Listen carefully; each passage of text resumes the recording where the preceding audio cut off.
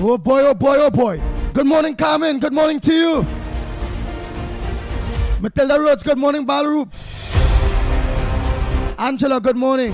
Afiza the moment, a pleasant good morning to you, Jillian. Frank James, good morning, Carla. Clarence, good morning. And I'm going to say Faye. And Mr. Clarence, a pleasant good morning to you all. Ronald, good morning to you. Anne Brown, good morning. Cyril, good morning. Do that, Mohan, good morning. Sandra. Angela, good morning to you. Diane, good morning. Wendy and John, a pleasant good morning to you. Hey, DJ Mohammed, good morning, Mala. Donna Lewis, good morning. Bujam John, good morning to you. Krishna, good morning to you. Divika Balkaran, good morning. Jama Philip, good morning to you. Gobin Lakshman. Lakshmi Diyal, good morning. Nadira, pleasant good morning to you.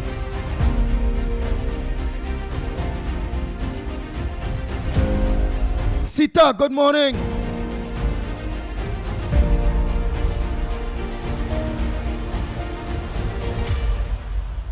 Hey, Sir Rajani Singh, good morning, Beverly. 35087, a pleasant good morning. Goben Lakshmi Diyal, good morning.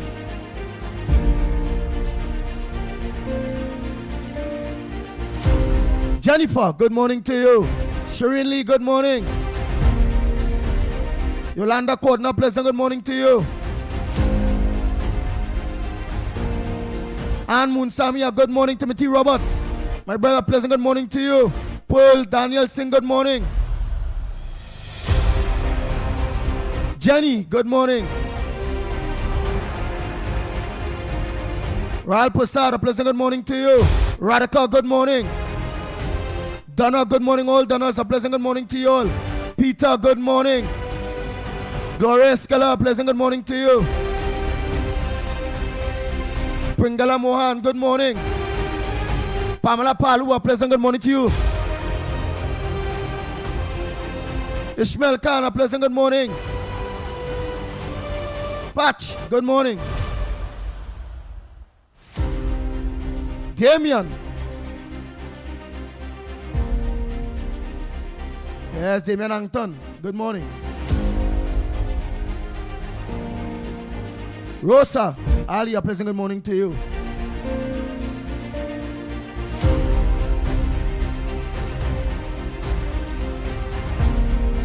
William, a pleasant good morning. Sharon, good morning. Philip. How are you going, my brother? Pleasant good morning, Just School. Naz Ali and Mr. Ali, good morning to you all. Vishnu Bob, good morning. Lucky Lal, good morning to you. Anne Jackman, good morning.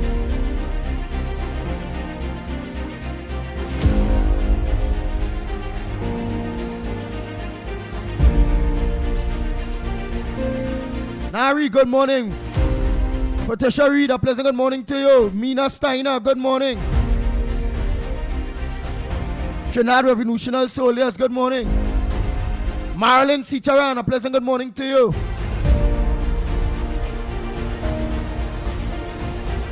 Jesse, good morning. Ganesh, good morning. Dave. Anne-Marie Amin, good morning. Janet. Tara, all Taras, good morning. Nick, Nesta, good morning.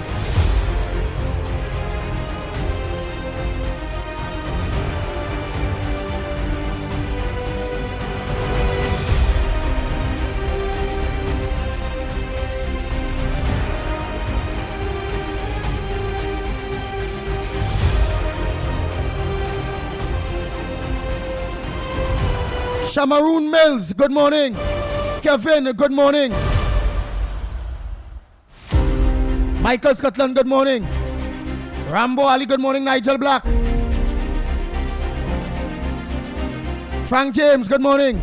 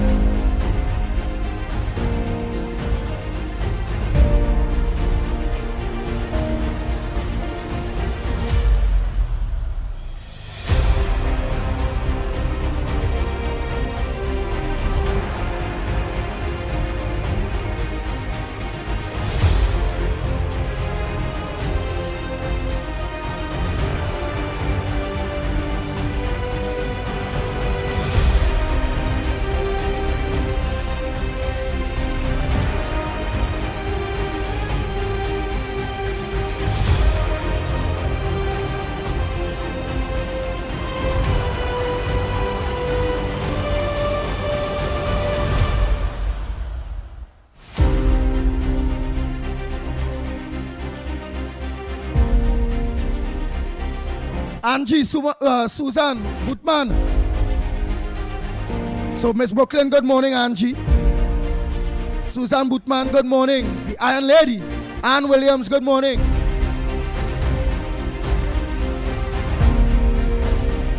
Miss Lorna, Miss Lawrence, Miss Lahokita, Mr. Lahokita. All you on the beat, they are pleasant good morning to you. Miss Kufa, all of you.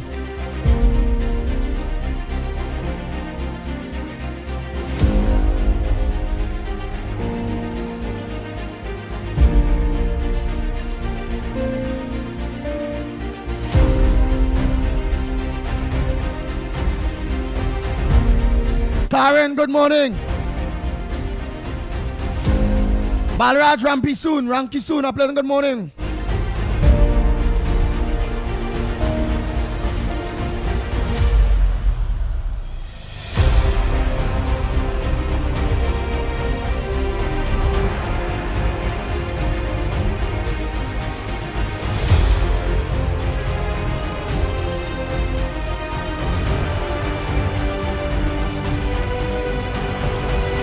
Bang, bang. The Ground Report with Mickie K, Andy Williams, and Lennox Smith. Jesse, good morning. Dave C. Prasad, good morning.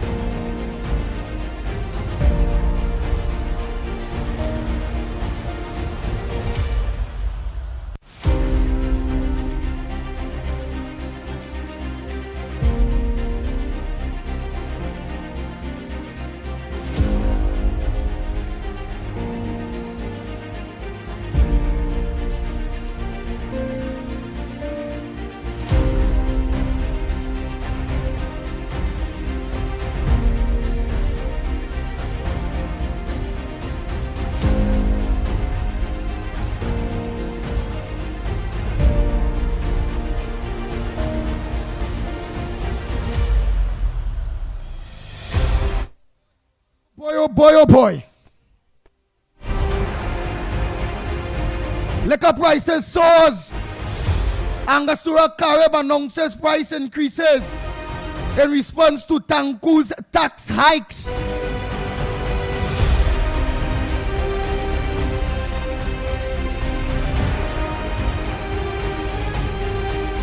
Government set aside $7 million to wind up a CPIP.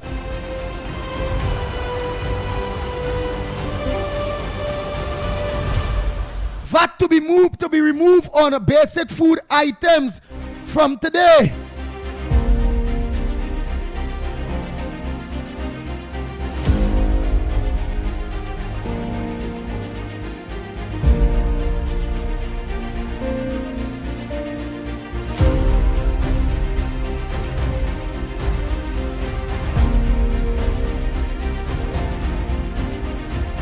President Kangaroo praises teachers, volunteers for selfless service at Diwali Nagar.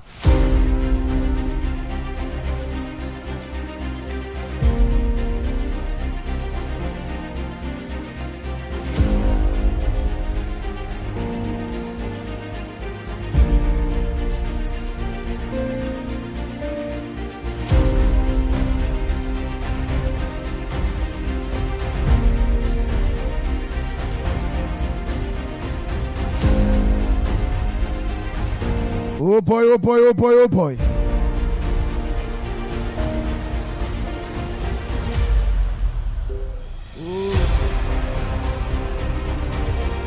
So the lines are open, Trinidad and Tobago. You all know the numbers.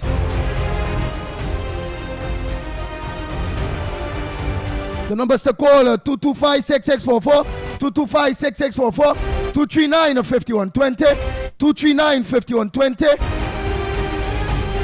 Or give us a WhatsApp call at 366-3053, 366-3053.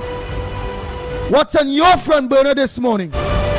What's supposed to make news that not making news? The lines are open to you. Good morning, caller.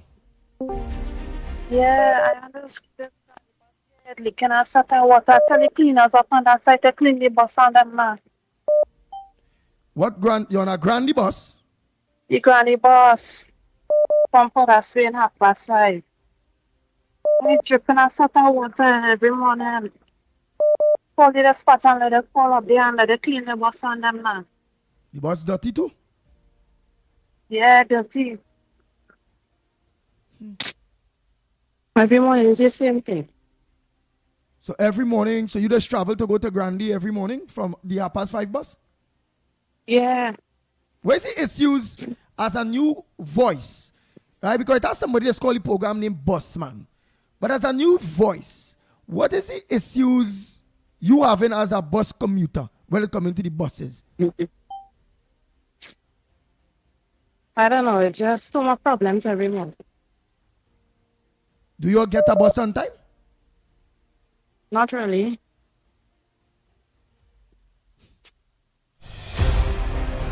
Well, all right. All right. Anything else? So other than the bus rail dirty and it's... Clean the bus now. Huh? They're dripping water. Tell them clean the bus now. And the dripping rail water. Look, Rolly say if you use the bus lady. Well, the bus lady woman, but you may not know who is the bus man. Well, all right. Thank you very much for your call. The Ground Report with Mickie K, Andy Williams, and Lennox Smith. Bang, bang, bang, bang, bang, bang, bang, bang, bang.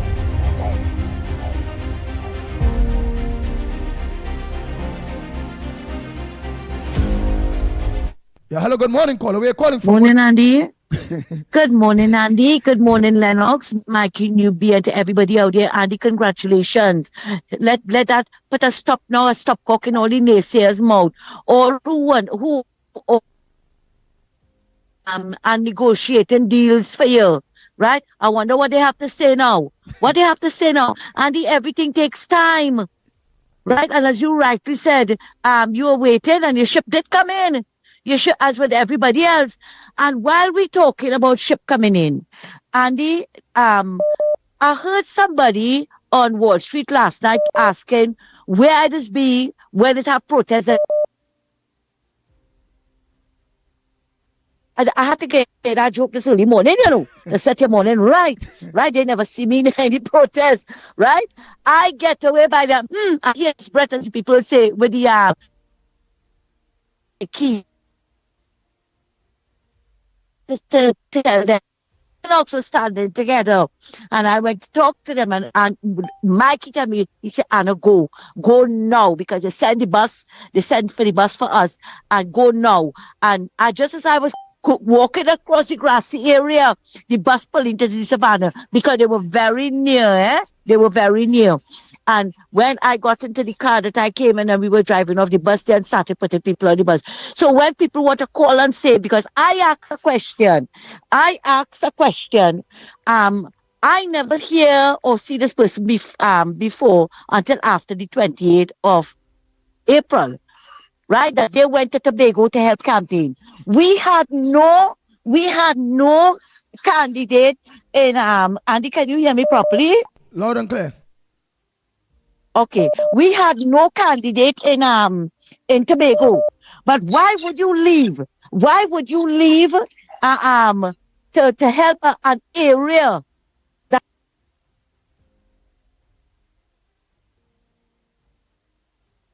to help? Right? Why we here up to?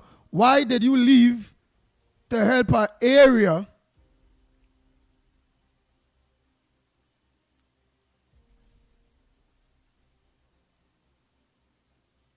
Your phone muted, Miss Santa Cruz. Right. Oh, shucks. Your phone, like you hear me, realize you mute your phone. you're hearing me better now, Andy? Right. We hear you up to why would you leave? Something about, right. Yeah, why would you leave? Why would you leave an area that we were struggling in? Like Arima or even, what are the area, right? I could call Arima, Mausika. Right, and go quite Tobago to help Tobago people when they said, Tobago clearly said, no, Tobago, Miss Bernie, all of this is not against all, yeah, right? That when clearly Tobago party said they were not in any coalition with the UNC government. Why would you do that? And then coming to ask why, where I was, they never see me in any protests or anything, right? Andy, let me tell you something, After, and now you're getting washed up, chutney singers and them, talking about Kamala this and Kamala see the people starving. But you know, funny enough, when people were starving under the PNM government, Andy, their knees were on our necks. You didn't hear this washed up chutney singer talking about with Kamala. But she vexed because Kamala didn't pick up for Karani. That is what happening. And Andy, I want you to continually put up that picture that I sent for you yesterday. Yeah. The property tax versus the land owners' taxes. To see the unfairness. So when PNMites like Patty Reid and all of them want to come and talk a set of gobar for people out here, we could show them what it is that the PNM government was taxing that poor man dilapidated house. $50,000 they peg it at. Right, as compared to all the condominiums and things that Imbert and all of them had that they were not taxing. We have to continue showing the people the unfairness of the PNM government when they want to come and criticize this government that is only, Andy, what today is? Today is the 16th, 17th.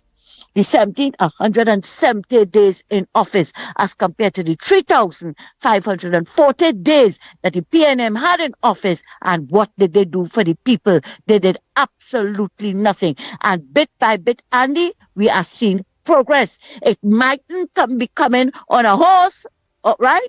But it coming on the bullet train. Let me say the bullet train. But it is coming. Yesterday we saw Karani workers getting their lands. And the next one going to jump up and ball. How it because alone could get the land. But they worked the land. That was given to them in their visa package. Why is it when if all they don't know? Ask a question. Don't come and assume. Don't come and condemn. They were promised those lands and they were given the lands. So when all you want to come and talk, that is why, Andy, every day, we will come here and we will raise issues as to what the PNM government did to the people of this country. And who don't like it, there's a mute knob there that all they can very well mute it if all they don't want to listen to it. Because bit by bit, we are seeing the progress of this government. And as I say, who don't like it, well, you know what all they could do. Andy, thanks so much for listening to me and congratulations again on your appointments, right? Let them sit down now on that and let them think about it. Thanks a lot, Andy. Take care.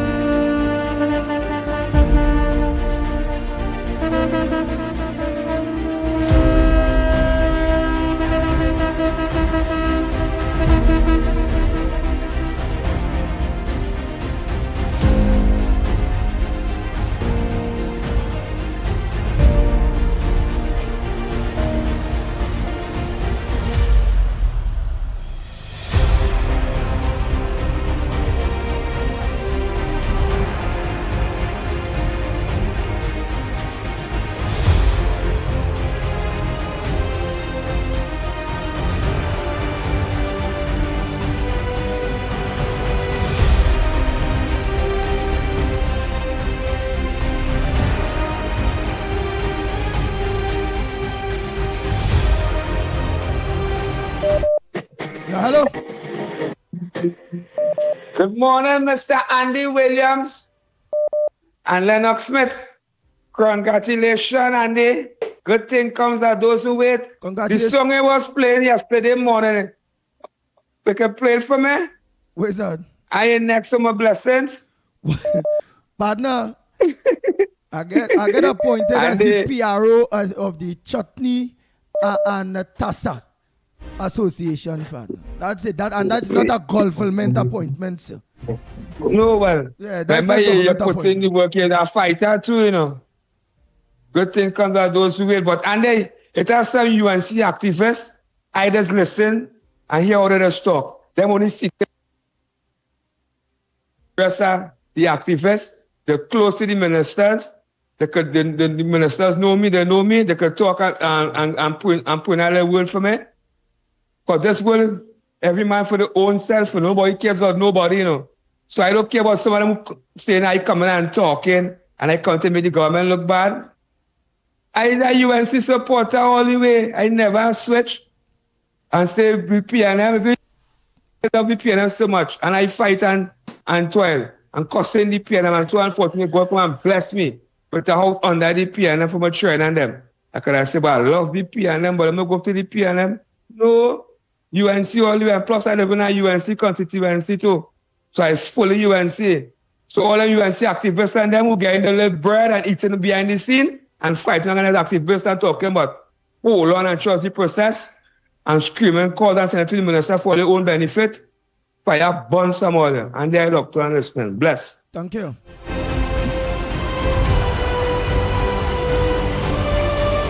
Again, you all hold strain. At the end of the day, I was recognized by the Chutney Association, the Atassa Association, for being a fighter, a person that fights for the right thing, and just got a PRO position in order to push those two cultural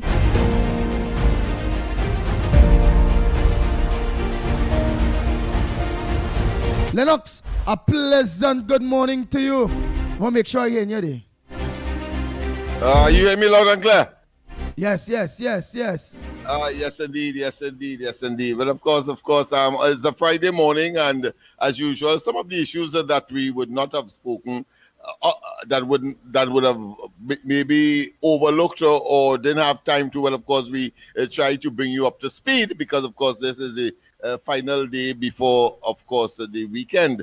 And then, of course, we go into Monday. Monday, of course, being a holiday, of course, we want to say to all of those persons all the Diwali celebrants, present one to you. And of course, we will be up and around as well. Now that Andy have been inducted into, of course, the whole stream of things as far as as far as the Indian culture is concerned. And I am saying so from the perspective of the Diwali, it being, of course, religious observance, but nonetheless steeped in the Indian tradition, which was brought across, of course, to the West Indies by the Indian forefathers. So congratulations to them, one, on their achievements, and of course on that very holy occasion as well. Let me say, of course, first and foremost, to ensure that my etiquette is not questioned, a pleasant good morning to all and sundry, east, west, north, south, central, our friends in Tobago, and wherever you are, streaming on the World Wide Web, a pleasant good day to you. Well, some of the things that we did not, of course, cover in any extreme details is that, of course, today is Friday, and many traditionally as well, Trinbagonians will love to have their Friday evening line. And therefore, I want to tell you that according to the Angostura list of increased items from today, yes, of course, a 750 milliliter bottle of Angostura 1919 now carries a suggested retail price of $349.99. Of course, that has moved from $299.99. So just above $100 increase. Then, of course, we have the 750 milliliter white oak. That is something that is regular. Where I go, people consume that regularly. Well, that 750 milliliter white oak is listed at $154.99. What it was before, I don't know, because I don't purchase that, but I suppose those persons who are familiar will now know what the new price is, at least, and you get it from the ground report. We are grassroots, and therefore we will, of course, pay attention to these matters. Of course, another size, 1.72 liters size, is now $334.99. Forest Park, which of course is the punching part of it, they call it the overproof rums. Let me repeat that. Overproof rum, and I tell you, boy, that has bun tongue, it has bun belly, it has bun stomach, it has bun throat and all. But that has increased to $549 and 99 cents for the 1.75 liter bottle. So you have to dip a little deeper now. So those of you who has that propensity, well, of course, you'll see it is a bit more expensive. Of course, there are other premium labels, such as, of course, the what's that? You have the Angostura 1.7. We're talking about that is what the raise in gas in because what he had rum. We're talking about alcohol. We're talking alcohol here. Oh, yeah. That's the reason. That's the rise in the thing. Of course, Carib. Well, of course, the regular. Let me just deal with the regular ones. Carib, Stag, and with that Pilsner. I always have a problem in pronouncing that. Pilsner will have risen to $13 per bottle from around $10. When you go to a bar, you pay $10 and so on. I have to look at how much people I can buy a beer for now. Because that is my area. Royal Extra Stout is now, of course, $15. I think we used to pay that. Yeah, but let me ask something. Yeah. Why it's important for we now to focus on the rise in rum or cigarette and not focus on the decrease in the food prices and various things such as salt and all those various things. Well, I said that we did not look at these matters. One, oh. and two, I think it is good information for persons who may choose now to stay off the alcohol. Okay. Yeah, because it's more expensive.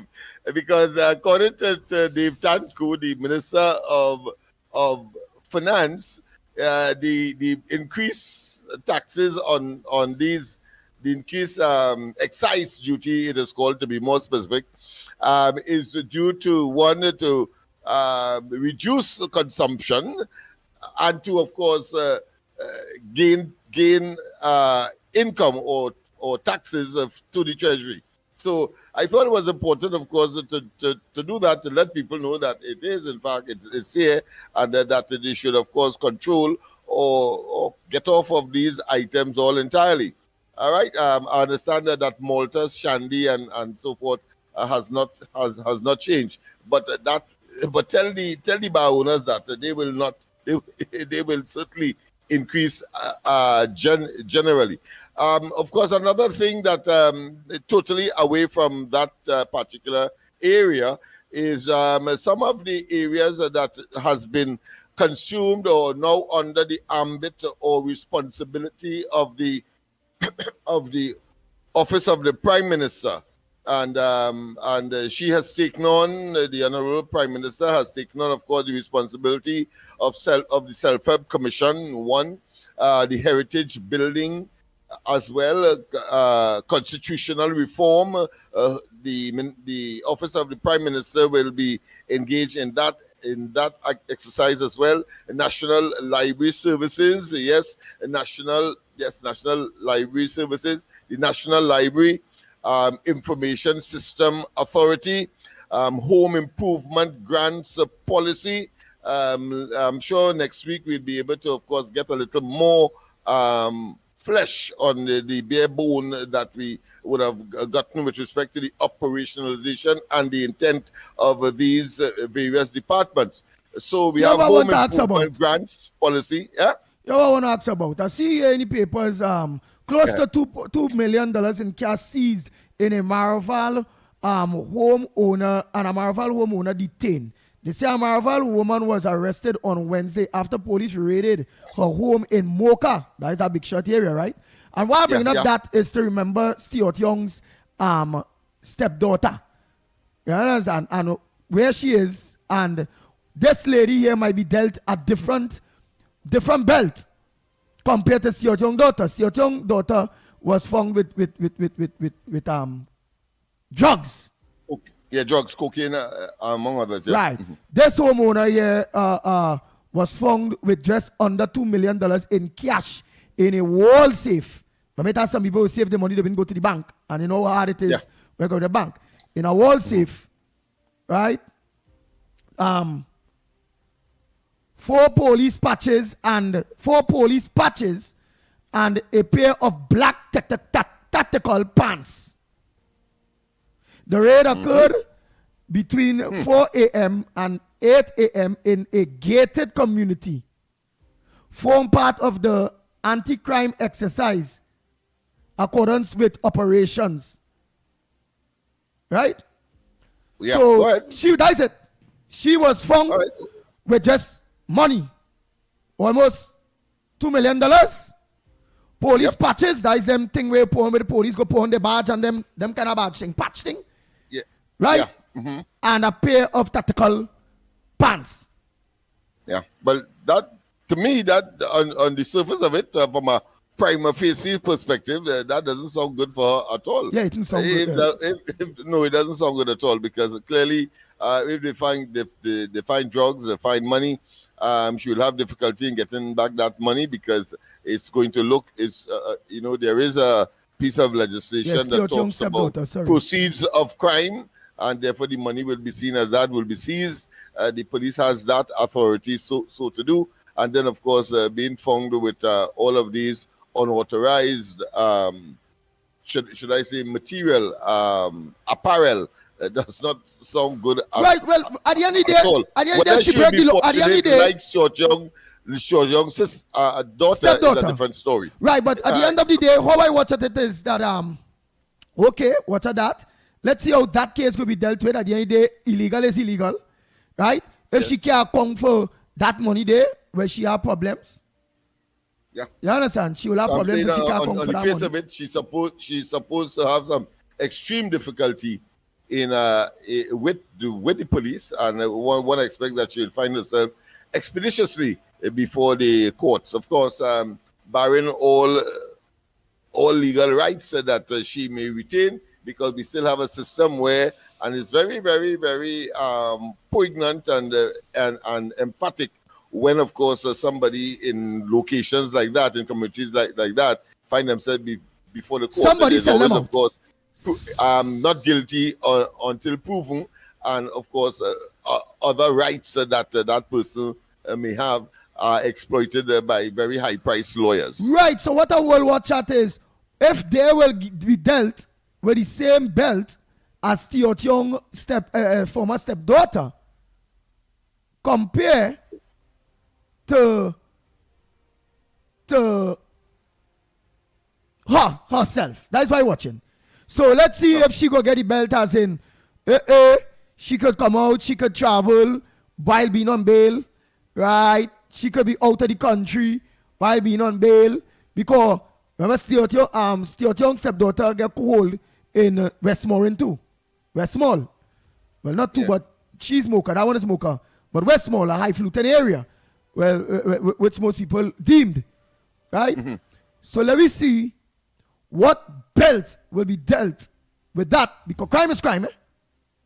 I just want to put the whole initiative on how Stuart Young's stepdaughter technically was favored compared to anybody else. Because if it's me and all in my poor area, where's the belt going to deal with me? Might be the same belt going to deal with that lady there. If she don't know nobody,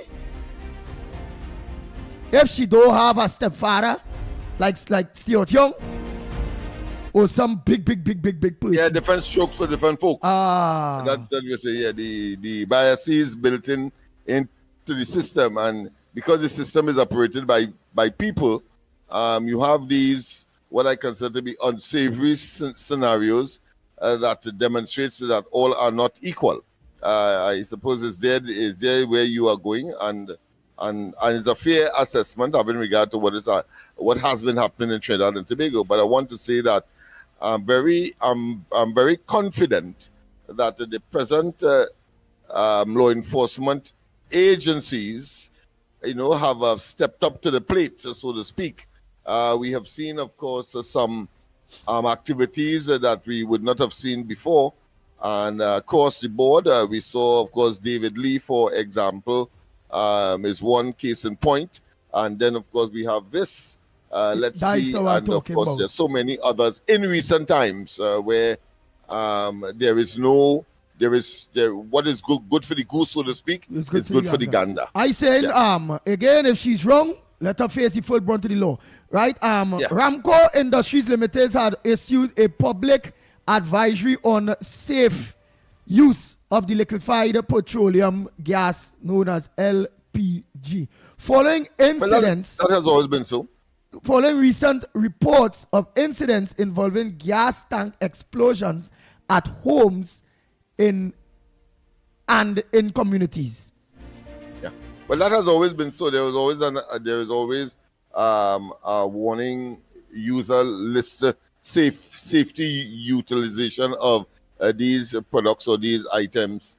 But in recent times, because of what has happened, one lady would have lost her life, and we did emphasize that on this program.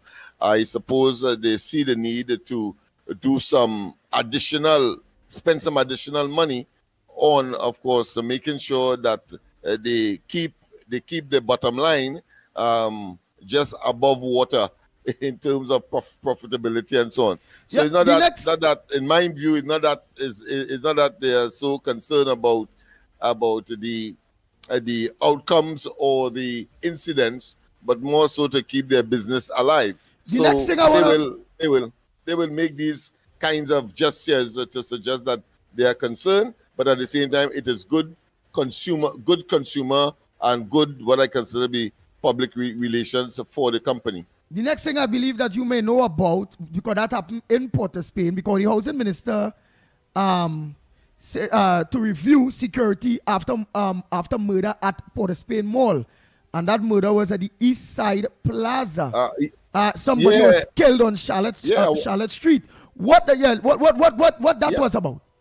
I want to tell you that yesterday, to my dismay, because you normally will walk down I walked down George Street, the eastern gate or the eastern parameter of that mall, East Mall, is you can enter and then you go through that and you end up on Charlotte Street.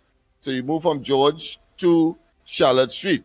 Well, I want to say that was shut tight, and nobody could have passed, and therefore I had to walk further down to Queen Street, then of course to get on to Charlotte Street. So yes, there appears to be something in place already. I don't know if it is still a crime scene, but I took the opportunity to walk back up and past that particular facility, but on Charlotte Street side, and the Charlotte Street side was open. So it appears for the time being, and maybe that is a warning or information to persons who would like to visit that mall and maybe they shop there, as the case may be, for one reason or another, that the George Street side is shut tight. Nobody could enter or leave, but the entrance and exit will be sort of cul-de-sac, will be and is on Charlotte Street side.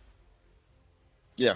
So it's as a result of that, no doubt. So I'm not surprised of that statement that the minister would have made, having regard to that incident. And I mean, and that is just one incident in a plethora and increase and an upsurge in, of course, petty crimes. I consider that was a major crime, but certainly the petty crime part, where snatching of purse and snatching of chain and snatching of jewelry and trying to rob people and so on, there has been an upsurge in that, and very, very disconcerting for people like myself and, of course, other members of the community who have taken on the responsibility voluntarily to, of course, get some sanity and to direct those young people from engaging in that kind of activity. Sometimes you have to put out your own money to give them maybe a lunch because they have nothing to eat, that kind of thing, and so on. So, and yesterday, of course, I made mention of it because I think there is a nexus between that upsurge and the absence of the little sustenance or the subsistence monies that they will get from projects such as CPEP, URP, etc. So we are still urging the authorities to expeditiously implement the alternative, because while we understand that one of the purposes for looking at CPEP and URP in the way that the government has been doing, the fact of the matter is that the elements that would have exploited it, getting more than the fair share, this a protracted delay may well defeat the purpose for which, at least that purpose for which that program or those programs were suspended. So I am urging, out of an abundance of caution, and only because I don't want this government in no way to fail in no form or fashion. Yes, the colony workers have gotten their lands and so on, but this is an issue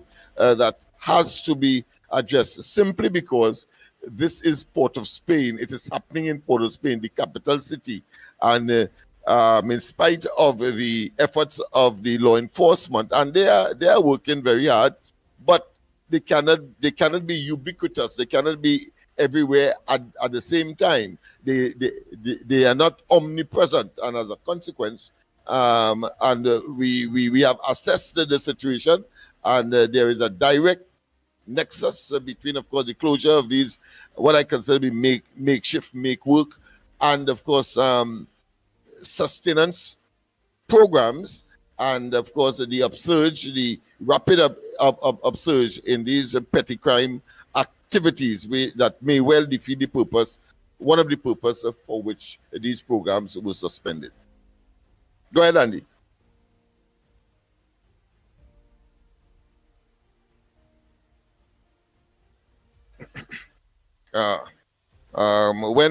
When he's silent, people, is an indication that I need to talk a little more. So, but let me complete the Prime Minister's portfolio.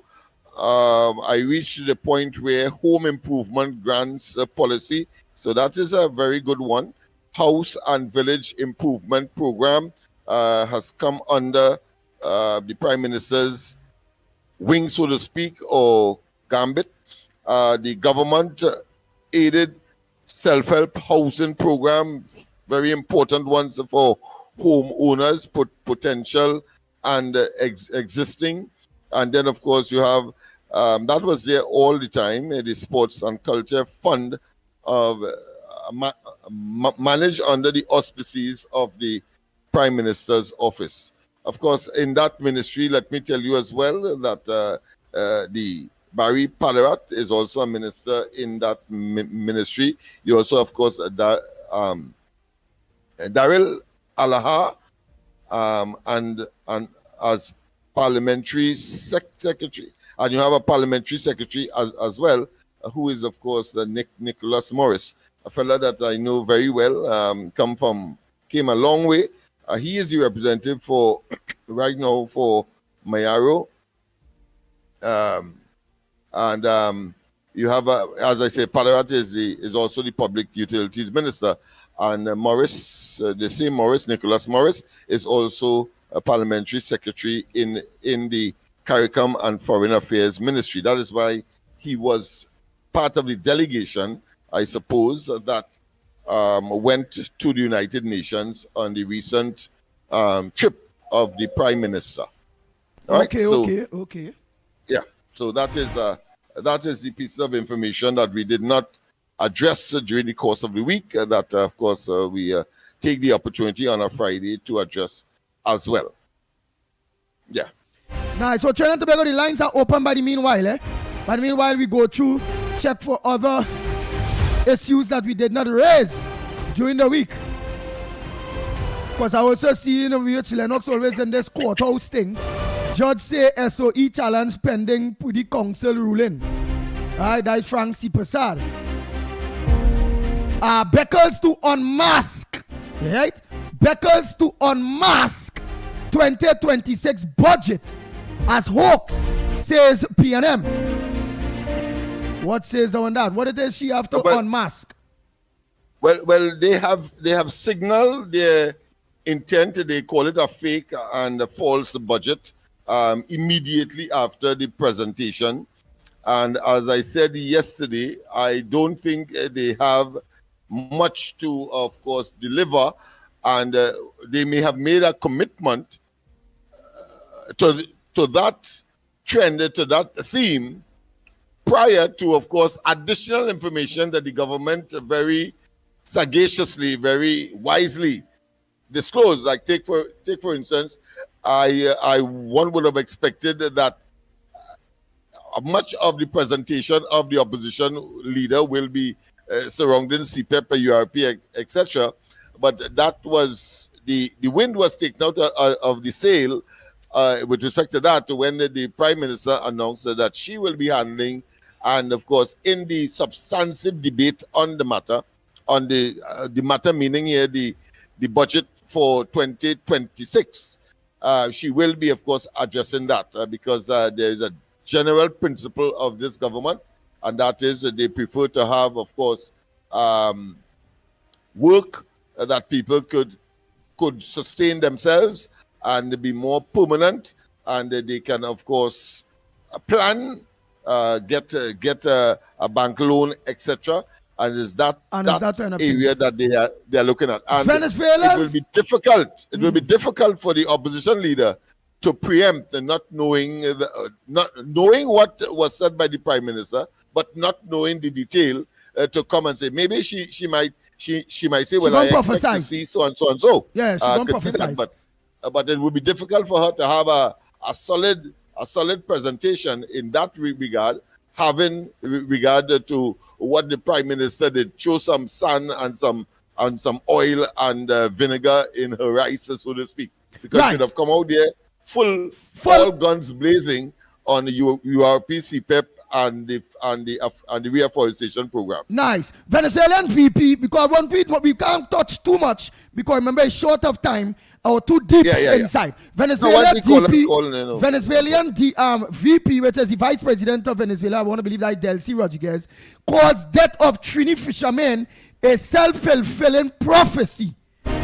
Wow. You hear that? Yeah, well, that to me was very opportunistic and probably, to a lesser extent, but nonetheless effective enough, very disingenuous, because she's saying that is Kamala karma that caused it. That's what she's saying, that is karma, because here it is. She did mention that, of course, the Prime Minister of Trinidad and Tobago talked about, killing these persons who are engaged in drugs and the cartels and those gangs and so on that are being the target of the American arsenal. And here it is. She's saying that it is self-fulfilling, meaning that what you ask for, you get. But trying, of course, to generate some kind of political currency or political discussion on the matter. But of course, showing, of course, the Trinidad and Tobago's Prime Minister in the middle of all of that. Nice. Because of the alleged killing of two Trinbagonians. Nice. Let me just clear on one thing, Lennox Smith. Will you be able to clear that for them too again for them? I get appointed as the PRO not by the government of Trinidad and Tobago, by Dr. Ramlal and the association, which is a non-paying position, non-paying, no money. But I am happy to fulfill the position, having the strengths that I have in the growth of Chutney and Tassa, and the continued recognition of the Chutney that was born in Trinidad and Tobago and the Tassa drum that was born right here in Trinidad and Tobago, okay? So again, you all get that clear? Yes, these associations from the very names are in fact NGOs. They are non-governmental institutions that rely, among others, apart from government, they look for resources. And of course, they will hold their shows just as Pan Trinbago and other let's say leading cultural expressions in the country. Pan Trinbago, of course, the Calypsonian organization and all of that. So we don't want you to get tied up with, of course, that appointment, which is something. Yeah, you see, the skip saying, Andy, how you go, and the government, no, again, an NGO approached me, knowing my strengths, and the NGO would represent Tassa and Chutney. Yeah. I do want to say congratulations. I'm in a position I think, to advocate for them, the NGO, in government helping. So let's continue just in government helping and giving interventions to them for the growth of those two cultural positions there. All right? Yeah, but I want to say still that congratulations is on the cards for you, simply because these nationalistic institutions have recognized, of course, your ability and have, of course, sought and you have volunteered your service. So you continue to work, just as how you are doing it right here on the ground report. So they have recognized, and therefore, in the fullness of time, one expects that others will do the same, whether it's government or non-government. Nice. So let's make that clear.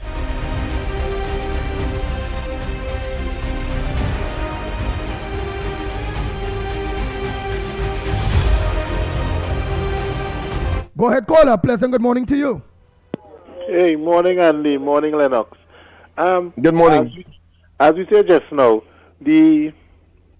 how you think the mindset is now as this tit for tat thing with Venezuela, right? Now she said it come like long time. When we say it's good for you, you're talking about me and they say no, it's good for you. It sounds like that. No, it's good for you, right? You look to your citizens get killed, so it's good for you. With that being said, how you think the real, because remember this lady is the energy minister, she running Paravico, wherever the name of the place, the Venezuelan oil thing now. With this kind of feelings here now, do you think that Trinidad will get the opportunity really to negotiate with Venezuela for this dragon gas? Because you're seeing the animosity against Trinidad from Delcy, or only will this dragon gas come up when they go in there and try to change the regime? With this, so we had to sit around and wait and see. What do you think, Andy? Do you think they're willing, the way they're talking, if they're willing to negotiate with Trinidad and with this deal, right? The way they're talking, I think Trinidad is a kind of hard place right now, Just the how they're talking about Trinidad, like, well, good for, the college citizens get killed. I don't think that's a good, what I want to say, a good view in Trinidad direction with this dragon gas thing. I really want, as everybody else, I really want this dragon gas to go through. I really want this dragon gas because we really need this dragon gas. But the way that regime songing like they don't really care to negotiate with Trinidad, even though we had the license. I just want to hear your thought on that, Andy and Lennox. How you perceive that to be? Again, what make you come to that conclusion on what it is you're talking about there? What make you right? Remember she's saying that remember what she said. Look at like how you now say it's karma, right? You telling Trump to blow up our citizens with the narcos, right?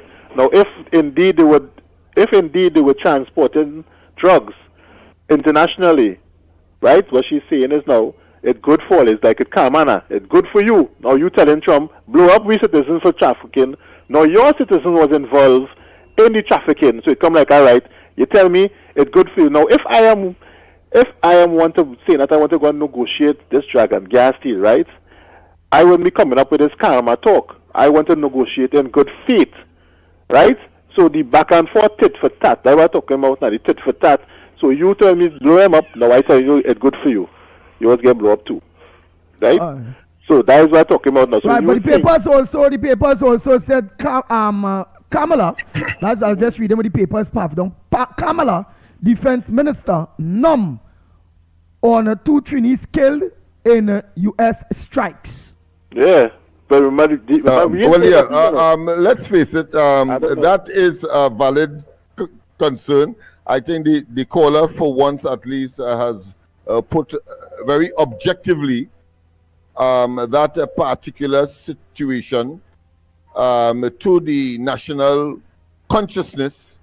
But I want to also say that is against the background that the Venezuelans seem to be blowing hot and cold because the Venezuelan ambassador here in Trinidad has said in a recent statement that there is no real animosity, even though, of course, it's one family. In other words, and don't fault me if I am paraphrasing, but what I got is that it is one family, and from time to time, teeth and tongue will clash. But it doesn't mean that fundamentally we are enemies per se, and that we are in the same boat together. And because of that, relations from time to time may be strained, but it doesn't mean that in their mutual interests that it cannot be mended, or that nothing could be done as sworn enemies would normally exercise. So that is how I see it. So this was an opportunity for the Vice President, Delcy Rodriguez, to make that statement. But I'm sure it was more targeting. It had a dual purpose, was targeting the Americans, as well as, of course, telling Trinidad, well, you see, they're killing your people too. You see, but of course, Kamala Prasad Bisesa at the same time had made it very clear that people who find themselves in that situation, they are on their own. They are on their own. So I will not be surprised if, of course, there is no response or there is a deafening silence, if you want to call that, to use an oxymoron.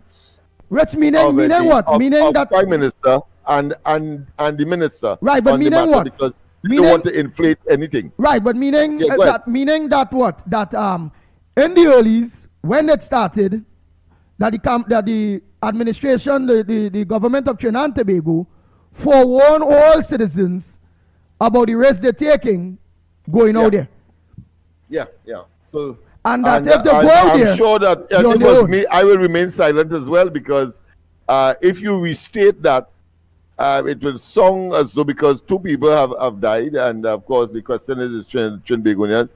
You don't want to sound inhumane and you don't want to sound unsympathetic because people have died. But of course, she did warn, and I will be surprised if she take that what I consider to be injurious or tough stand, having regard to the fact that two persons have actually died. Of course, the families. You have the families to consider who are saying, well, listen, the man, or one of them at least, was hitching a ride back to Trinidad. But of course, in a boatload of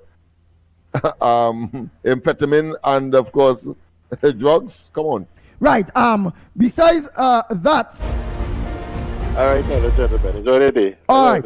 Yeah. Besides that, Lennox Smith. Yeah. With all of that being said, right?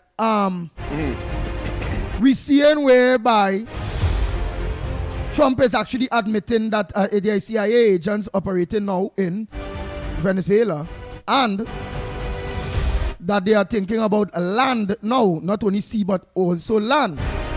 So is it now that we could safely say that war is looming, or an assassination plot is looming, or all the heads of the various the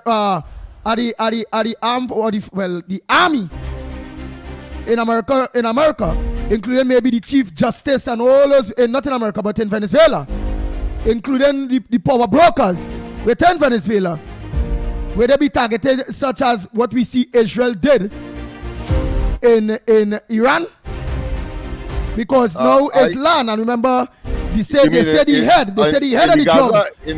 In the Gaza, you're talking about Hamas Sunday. No. Iran, they did do something there, but they didn't take out the leadership. They have taken out the leadership of Hamas and the other terrorist group that has been a thorn in their side. Right. So now back home here, with CIA on the foot in Venezuela, that was admitted by Donald Trump, and with the admittance to that, they are thinking about putting boots and all on land. And with a $50 million bounty on Maduro head. And with they don't class him as the head of the narco trafficking. Yeah. Is it safely that we can say that an assassination or a retrieval plot is taking place or will be taking place very soon, which may be under war, because it look like it's going to be bombs and guns and all that bacchanal in Venezuela soon? It will be extremely naive of anyone to rule out any of those scenarios. Having regard to the amount of military and marine assets that and soldiers that have been deployed in the first place, of course, and having regard to the statement by the president that it will be a land operation now that they have exhausted persons' trepidation to use the seas, that they will go on. All of these are building blocks to, of course, one action. And you are quite right. You are quite right. If the CIA is there, then it means that, therefore, they have the technology to find all of the leadership. I remember when Saddam Hussein, when the decision was to get rid of Saddam Hussein, what they first did was to try to decapitate the leadership first. But Saddam and his team had just left the building where they had bombed out. So I suspect it's a similar scenario that are being contemplated. But as I say, whilst we don't have privy to all of that, but it will be extremely naive for anybody to think that is not on the cards. Okay. Trying to go again, the lines are open. The numbers to call. I'll give all the numbers. 225-6644, 225-6644, 239-5120, 239-5120. We'll give us a WhatsApp call at 366-3053, 366-3053. Let's play some 2 voice notes there. And I must add, go ahead. Quickly, and I must add that if I am in the Trinidad and Tobago government, I will take the position, if I have to comment on that, of what officialdom has said. The Americans never said that it is regime change. They never said that they were going to attack, and therefore you have to stick to that line. But of course, that is called diplomacy. Diplomacy.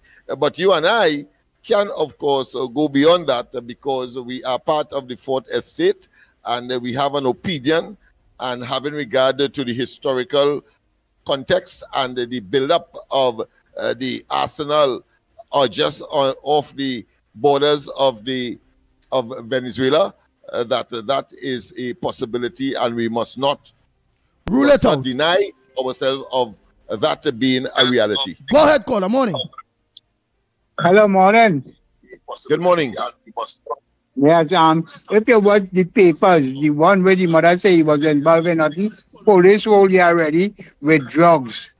You have a big picture on today's papers. Okay. Well, I said it's difficult to contemplate that a fellow coming back home on just a trip to Colombia, and he choose a pirogue full of drugs to come back home, right? So, I mean, that speaks for itself. That's ample evidence. The government maybe nominated to, knowing that Kamala Persad being the head of the National Security Council, already was informed and already have the track records of the individual that was killed, the individuals, and maybe they're shaky, based on, as this gentleman just said, that any papers have the face of one of the individuals, and whereby drug charges was laid on one of the people that they are saying that is innocent. Not only that, I go into Colombia. Why I can't just come back in Trinidad properly just on a plane? Jump on a plane, fly back to Trinidad and Tobago. Even if I'm Venezuela, jump on a plane wherever I had to go. So the closest might be, because I think always call the little island of where everybody just go there. Curacao, Margarita. Margarita, Curacao. You understand? From Venezuela, you get a thing to go Margarita, Curacao, and from there you go get flight where you can reach back Trinidad, whether it be you reach one of them Caribbean countries and then to Trinidad.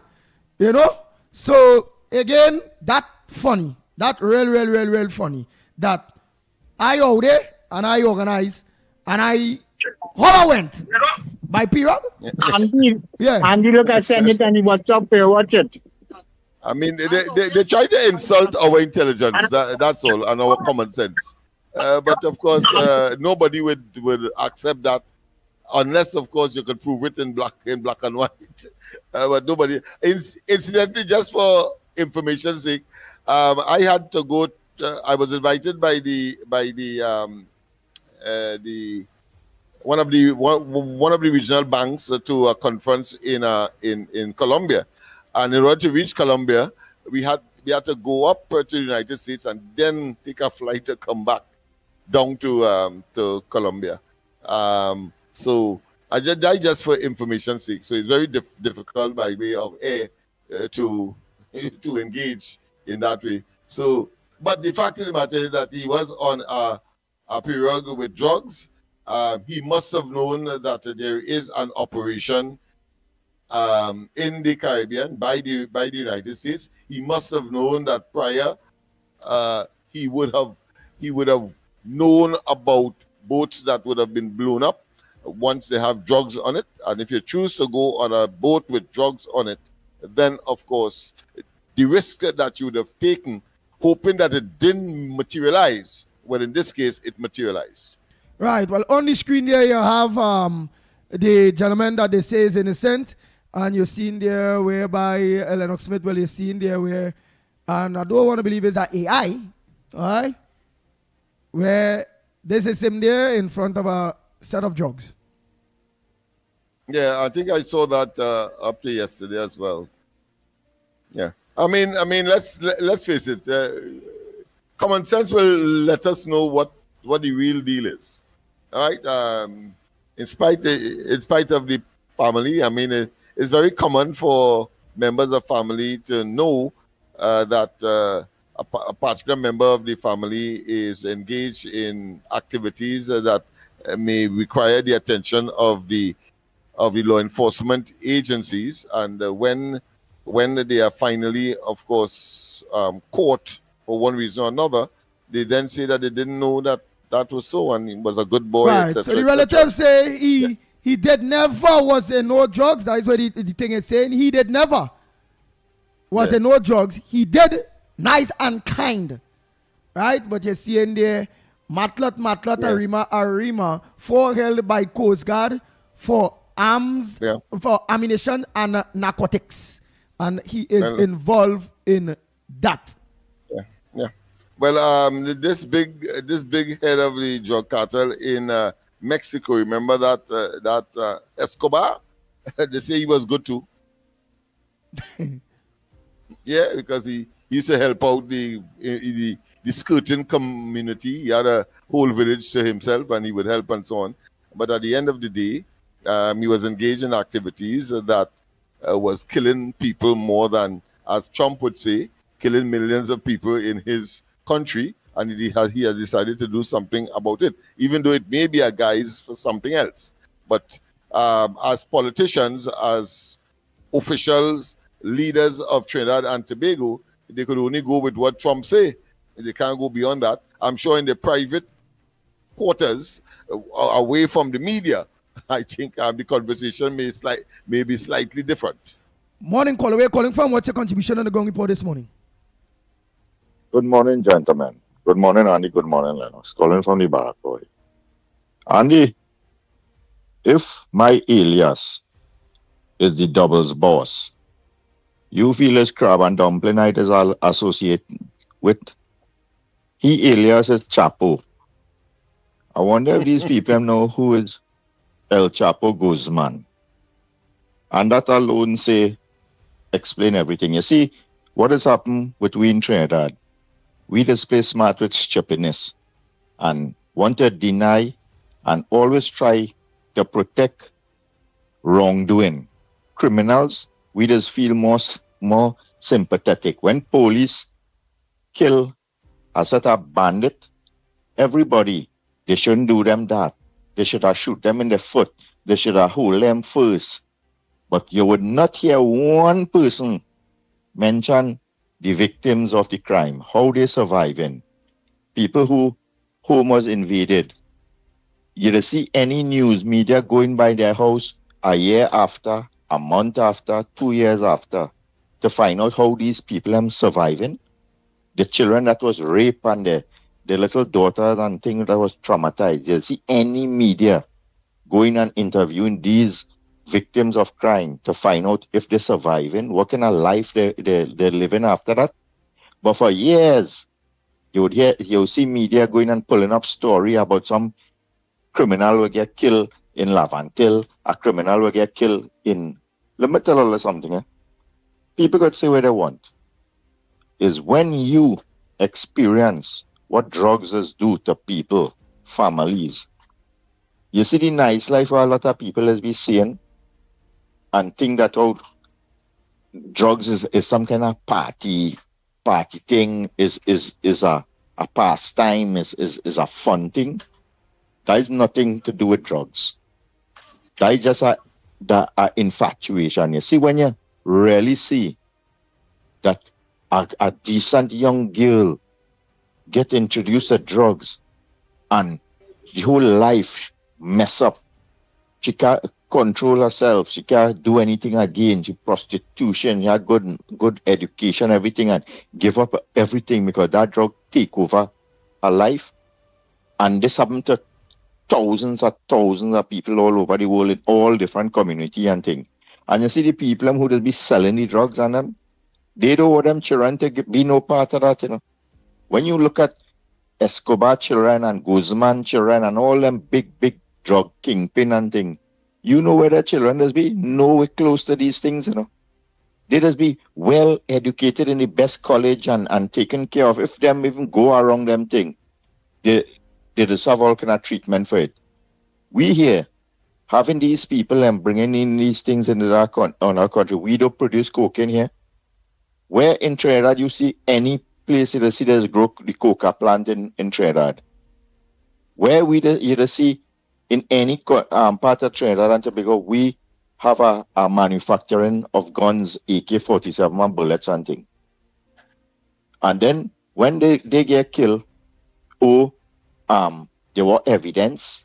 They want people have to go and look at the documentary, how they get Bin Laden. And then you go tell me the kind of intelligence America have. So when you see they see a boat leaving Venezuela and coming through the open ocean and thing, these people don't know down to the smallest fish hook they have on that boat, them could identify it. They could listen to every conversation that is taking place on that boat while it is moving. So these people are doing this thing by guess.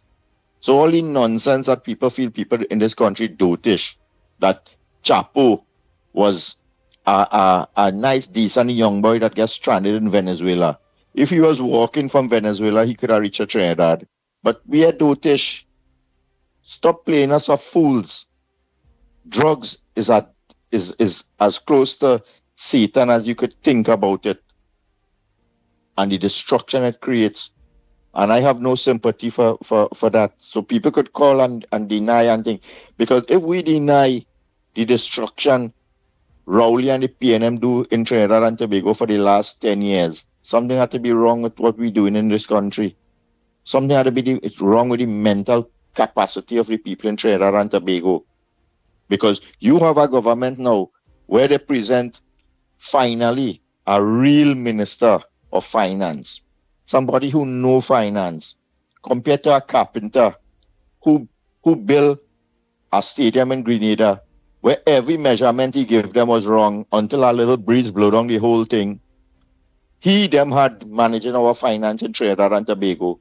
And now he would come today in Parliament to discuss that budget and talk a set of rubbish.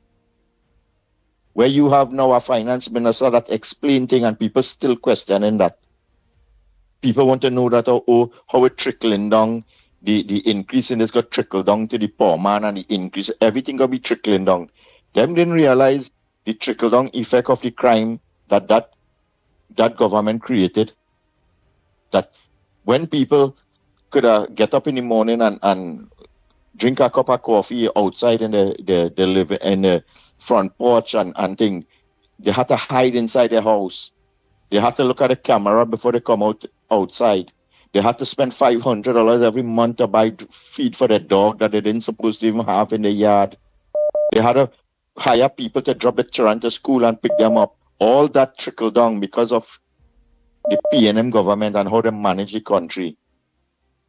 The trickle-down effect is the lack of maintenance of your roads, where you have to spend twice the amount of money to maintain your vehicle to have it functional because of what they did to the condition of the roads. That's the trickle-down effect. Now you have a government who are trying to do something to benefit and better Trinidad and Tobago everybody. they study about the trickle-down effect. Well, I'll keep on studying the trickle-down effect. Because no matter what happens in Trinidad and Tobago, will always have people will support. You see that 12 or 15 of them are going to debate that budget this afternoon. There is the most disgusting period of time Trinidad and Tobago will be facing. People will mash up the TV. People will get involved in accident. All kind of things going to happen today. Listening to the kind of idiots going to be debating this budget coming from the opposition. Have a good morning, gentlemen. Enjoy the rest of your program later.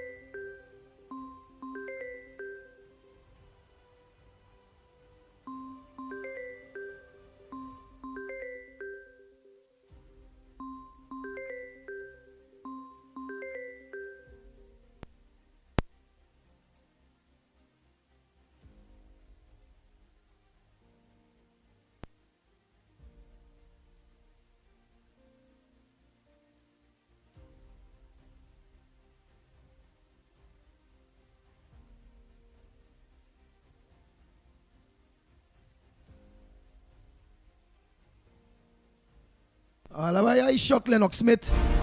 Just remain quiet after Barapo existed. Hey, anyhow, let me organize and play some voice notes. Go ahead, caller. Well, morning. I mean, it makes a ahead, lot caller. of sense. It's consistent with what we have been saying. Good morning, brother Andy. How are Of you? course, a whole load of diatribe, and of course, cacophonous babblings, and it's very unfortunate that, you know, out of the conversations that I've been listening to since the presentation of the budget, particularly coming out of those who may be opposed to the budget and those who were in office then, you know, none of them, the question that must be posed is what you would have done. And none of them have been engaging that, except to say what transpires now, forgetting that this government has been in office just above 100 days. I mean, it is simply asinine. It is simply foolish. It is simply disconcerting that these people could be so stupid. So I am, you know, I'm waiting with bated breath. What you would have done, you deplete the reserves from 12 billion, and now it is about 5 billion. And then you are boasting as if you are happy. Hold 1 minute. The government doesn't have any money. Hold 1 minute. The government doesn't have. That's what Imbert said. The government doesn't have any Hold money. 1 minute, Lennox Smith. Hold 1 minute. That is a go ahead, caller. A stripe. That is a accolade. But go ahead. Yeah. Caller, go ahead. Yeah. Me? Yeah, good morning, brother Andy. Go ahead, caller. What's your contribution Brother, this morning? Yes, brother Andy. How you doing? I'm all right. Just fighting the fight. Not all what glitter Yeah, is gold. Not all what glitter is gold, but I'm holding on. I'm fighting the fight. Yeah, this is your buddy in Miami, Lenny.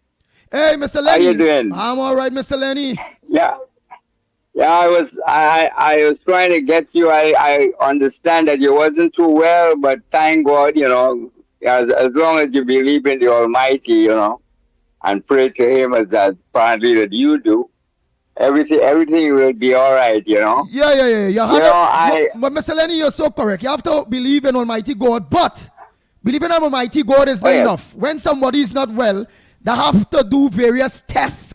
They have to do various things. They have to pay to go see doctor, especially with a health service in Trinidad and Tobago, going the way it's going at this point in time. So, yes, we must have faith in God, but we also have to have various things in order to clarify if it is you have a health situation in life too. But go ahead with your contribution, Mr. Lenny. Yes, you know, because, you know, like I tell you, I'm 78 years old. I suffer from diabetes, and thank God, even though I work for a good salary but the health system here is great. I get everything paid for. I don't pay no out of pocket allowance. So as a matter of fact, every month I get $200 to buy food or help me pay rent or mortgage or whatever. Anyway, what I'm calling about is this Nobody this healthcare thing with this system, drug.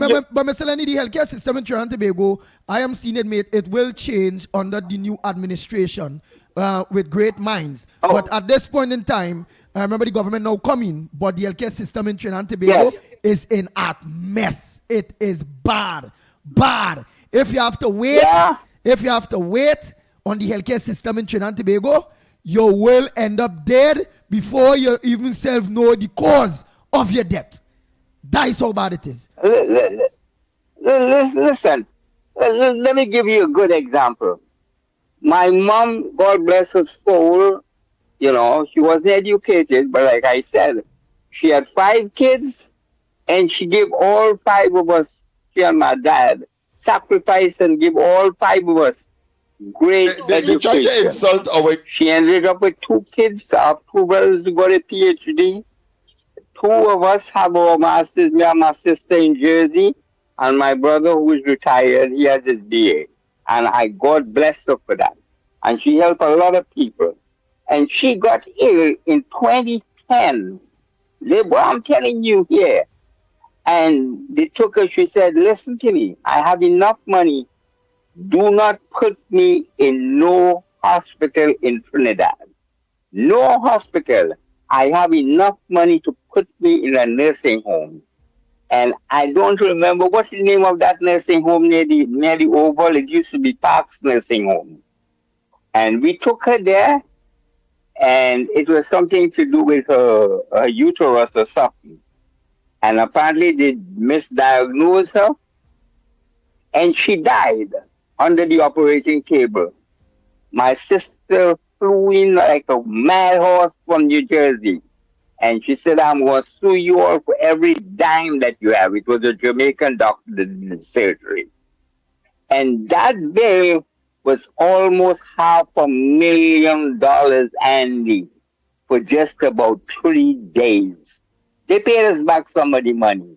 So I know what you all go through. Even when I come to Trinidad and see, when my brother go to the doctor and I see the price of the medication, and then to understand that you all had a system where you had expired drugs, that's death.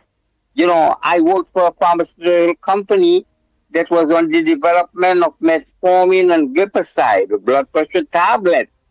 And they tell you what expired drugs could do to you, if not kill you eventually, But thank God, I think that we have I see so many great changes.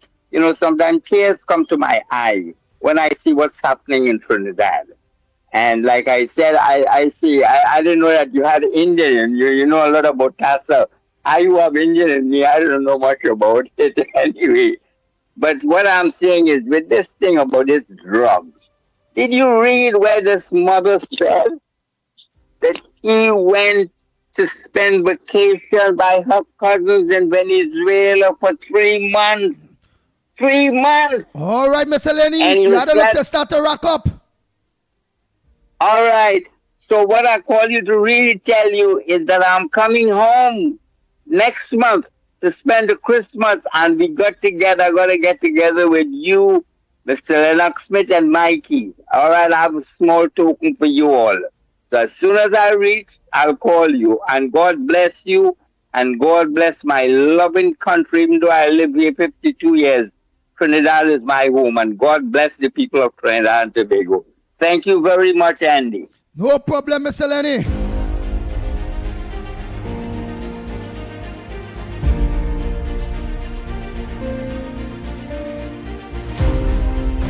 Good morning, Lennox Smith. Good morning, Mickie.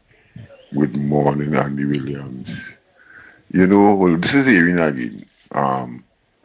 I've been thinking about this thing with them 2 Trinidadian men on that boat. I wonder if people ever take time to study and say, well, I wonder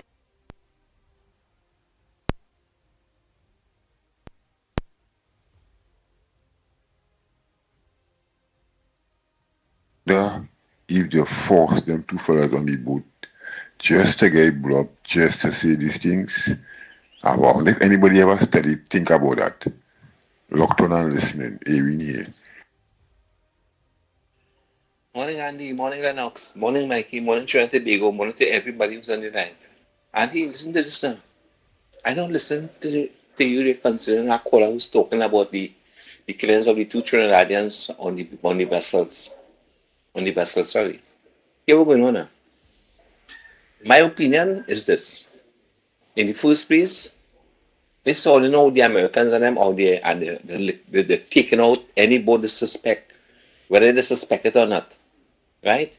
And they're taking them out. What are they doing out there in the first place? Right? Secondly, I want to tell that caller, here we're going on now. You're talking about Maduro and the gas deal and so forth concerning Trinidad and Tobago. Let me tell you something, Maduro will not be there. He will not be there. America going in there and ousting Maduro and his gang of narco terrorist scams. I call them scams. Right? These people and them will not be there. I'm not asking you, I'm telling you that gas deal concerning the Dragon, that going down. That gas deal will come true. Because Maduro will not be there to make any gas deal. Or like you see what's going on or what? I just want to take opportunity to correct that caller talking about they might not agree with the Dragon gas. That gas and oil have nothing to do with Maduro. That's not Maduro own. That have nothing to do with Maduro. They're not making an arrangement with Maduro. Maduro does not own anything in Venezuela. That's what he do to the people. Yes, he do the people, and the people even are going all over the place to get in other countries to live. That is not Maduro own. Check your facts back now. Check the news properly now. That does not belong to Maduro. So what take place in EC has nothing to do with the Dragon gas. Yeah? Yeah, let's check the news properly and see what's going on, birds. Take care too. You understand? That has nothing to do with Maduro. Try to remember that. Have a good morning also. Again, Clayton Williams say congratulations Andy for your board appointment. Andy Williams was not appointed to any board. It's an NGO, a non-profit organization appointment as the PRO to help build our culture and advocate for better recognition and a space for chutney and tassa in our great country. Okay? I was not appointed at no board. I don't want that talk going out there that I get board appointment from government. I never applied for any board appointment. I don't want any board appointment. And that is just me like right here now, whereby pro bono, not what we call a hobby. This is a hobby, just giving back to the people. Right, that is I accepting that NGO appointment as in using my influence to help build chutney and the tassa, bring more recognition to it in Trinidad and Tobago. It is a non-paying position.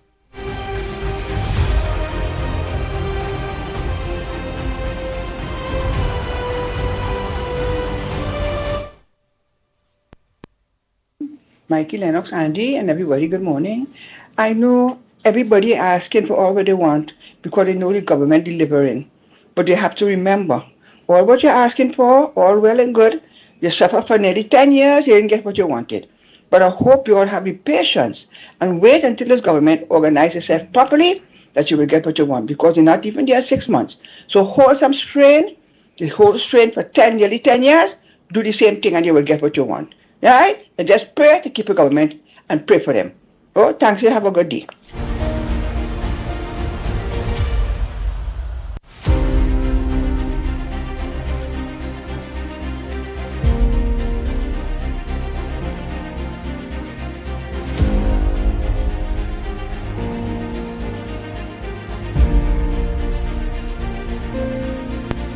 nobody else. So the chap who everybody else called up PNM, he talked about the Venezuela thing. And he's concerned that there's some nexus between this thing with the two Trinidadians being blown up and the Dragon gas deal as far as what Delsey's comments are. First of all, I want to allay his fears. There is no nexus. In international relations, it's very easy for people when they're dealing on a certain level to be warring on one issue and friendly on the next issue. They can very easily compartmentalize things. All right? Even right now, Europe basically at war with Russia and they're still buying Russian oil. Ship it at that song. So that's that. The other part of it is these two Trinidadians, clearly they're involved in drug trade and that. We know that goes on. People, come on, right? You get blow up, you get blow up. I don't claim you. You're not my citizen anymore. You go do something terrible in the world, you get what you get. You live by the sword, you die by it. Right? The problem with the Venezuelan situation is the Venezuelan government seems to be claiming the drug traffickers and standing up for them and making a big fuss about it. Wouldn't you be happy if somebody else came and cleaned up a mess that you seemingly cannot clean up yourself? Right? Because you have all these terrible drug gangs and everything in your country. Or maybe you, as the government, are involved in the drug gangs. That's something like a more reasonable statement. Right? So, why are you claiming these people? It seems to be your people. Trinidad don't need to be claiming any Trinidadians who go and involve themselves in that. They're not ours. Right? And as far as the Dragon gas deal goes, you need to realize, people, it's a bad deal. One, the gas had two choices. After the Dragon is supposed to go on a platform that we own called Hibiscus. And Hibiscus has all the infrastructure to send the gas from that platform as well as the other fields around straight to our industrial plants and so on.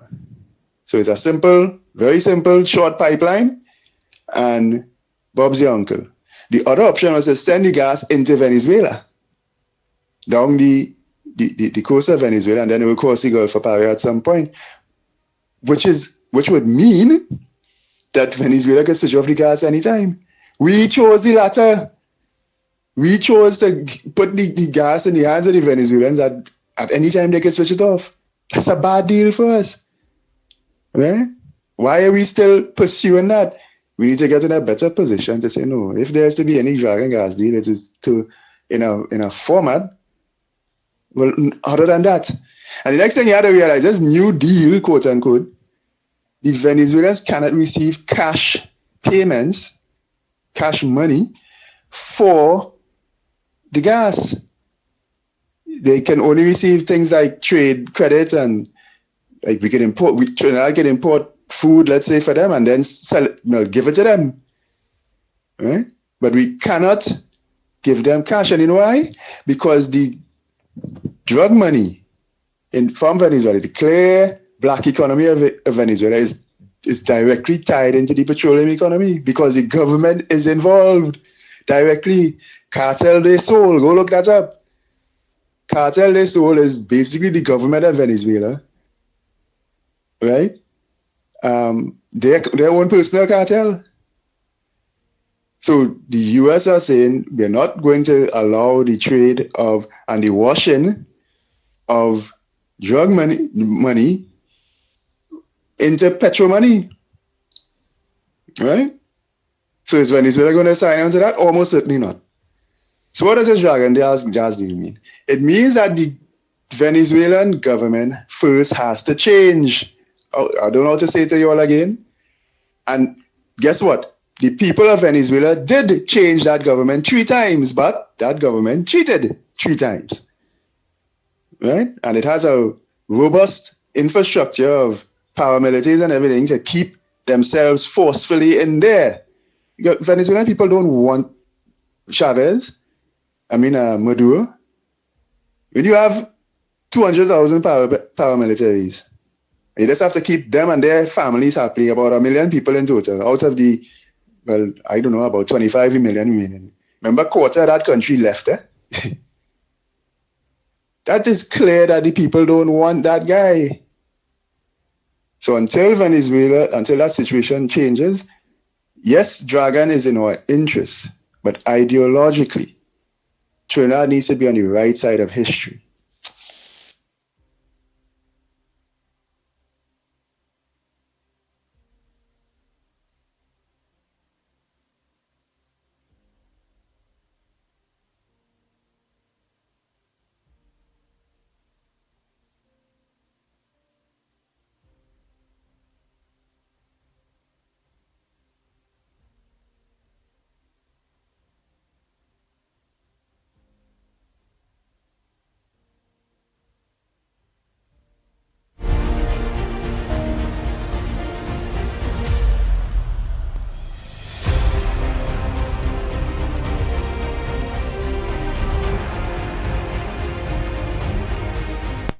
Hey, good morning. Andy, Lennox, Mickie. Why the PNM have to criticize? My phone going, why do the PNM criticize a budget that at least 80 or 85% of the people agree it was a good budget for the country? If you take a poll, you can see between 80 and up, or 85 and under, 85 and above people agree with the budget. That means the budget was an excellent budget provided by Mr. Thank you. Thank you. He said, thank you, thank you. And I listened to how thank you, the financial minister, break down all these taxes on rental and the bank. And then the mayor, 5 cents, 10 cents raise in the port. It's so little, the raise is so little. The man break it down to the T. What a financial minister. Not like the one we have, short man, midget man. It went. And on the other, there's a speech by the Honorable Prime Minister yesterday on the land. And on she introduced a guy, a diplomat came from Saudi Arabia. And then the man did not come with his hands shaking like Rowley and small pin and them clowns. He came with $5 million US and handed to Kamra. He said, people who come to this country, diplomats with their hands shaking, and people from India, but the people from Africa, they come shaking and one Rowley, they must be Yaman, Yamsi, and snail.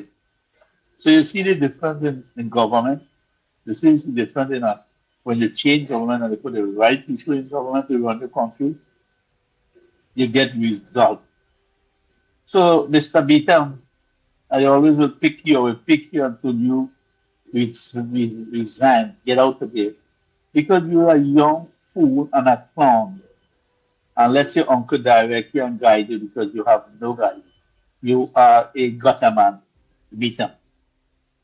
So, please, pick me up and be a better guy, okay? Help out the community. Go and clean the girl, lady, and the child, the house that the child died, that will so stink, all right? Okay, Andy, then I'll probably be my friend later. Thing, Andy, the Santa Cruz, use the word real, talking like, Goba is a very expensive thing in America. And Goba is one of the purest, down in the world. You don't have no disease in Goba. Scientists have proven Goba to be the cleanest animal feces. So please, don't why you do Goba. You know what to say? Hogwash. Hogwash is the word, not Goba. Hindu use Goba a lot because we use it to clean our house when we had dirt out, like my father, my grandfather, them. We dab it, we make it look pretty. So Goba is a good thing with mud and whatever. It's a good thing. So don't use the word Goba in Santa Cruz. Don't be upset. Use the word hogwash. Like hog doo-doo. Those are the words you use. Don't make Patricia readers feel special by using the word Goba. No. Use hogwash. Okay? Use that. Andy, also one more thing, Andy. Do you know guns kill more people than anything else in America? I think number one is gun and number two is heart attack. I think that's how it works. Either, oh, heart attack is number one and gun is number two. Or we don't stop the guns, stop making. All right, Andy.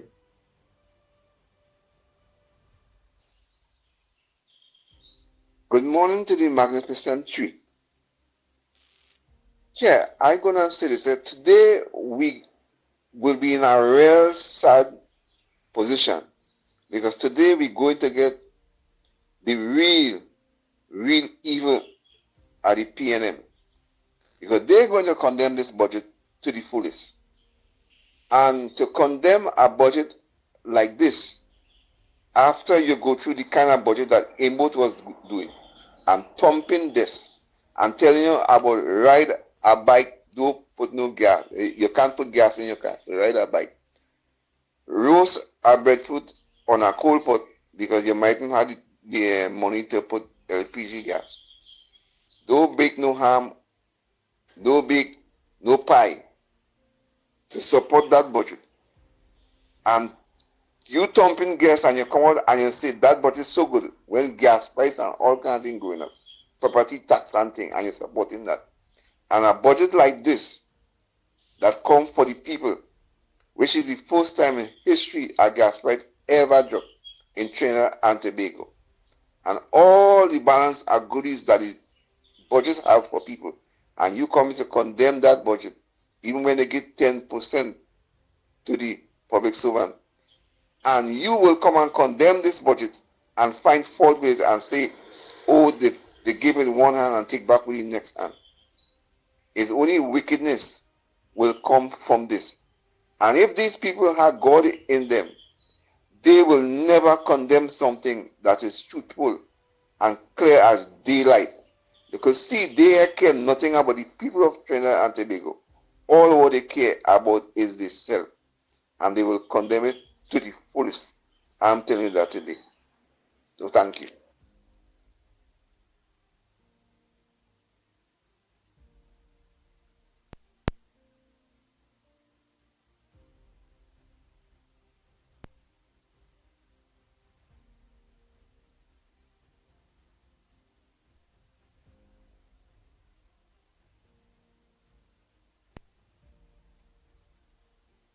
Oh boy, just get a breaking system. And Lennox like he realizing when they don't talk they holy strain from a while trying to just put things in place. Yeah, but I'll go and give us some indication, man, because Alright. you might be fixing to play voicemails, you see. It has happened already. And then when Alright, they play the alright. voicemail, you know, voicemail ain't go know that I talking. Yeah, but of course, a lot of fanfare a lot of fireworks, I should say, will take place from today.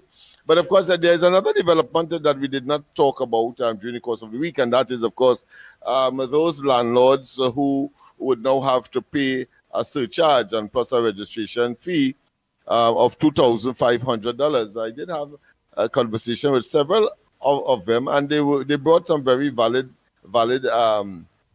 argument. For example, how they would determine what rent you are collecting. And indeed, of course, they would have wanted to know as well, why not instead of the 20,000 annual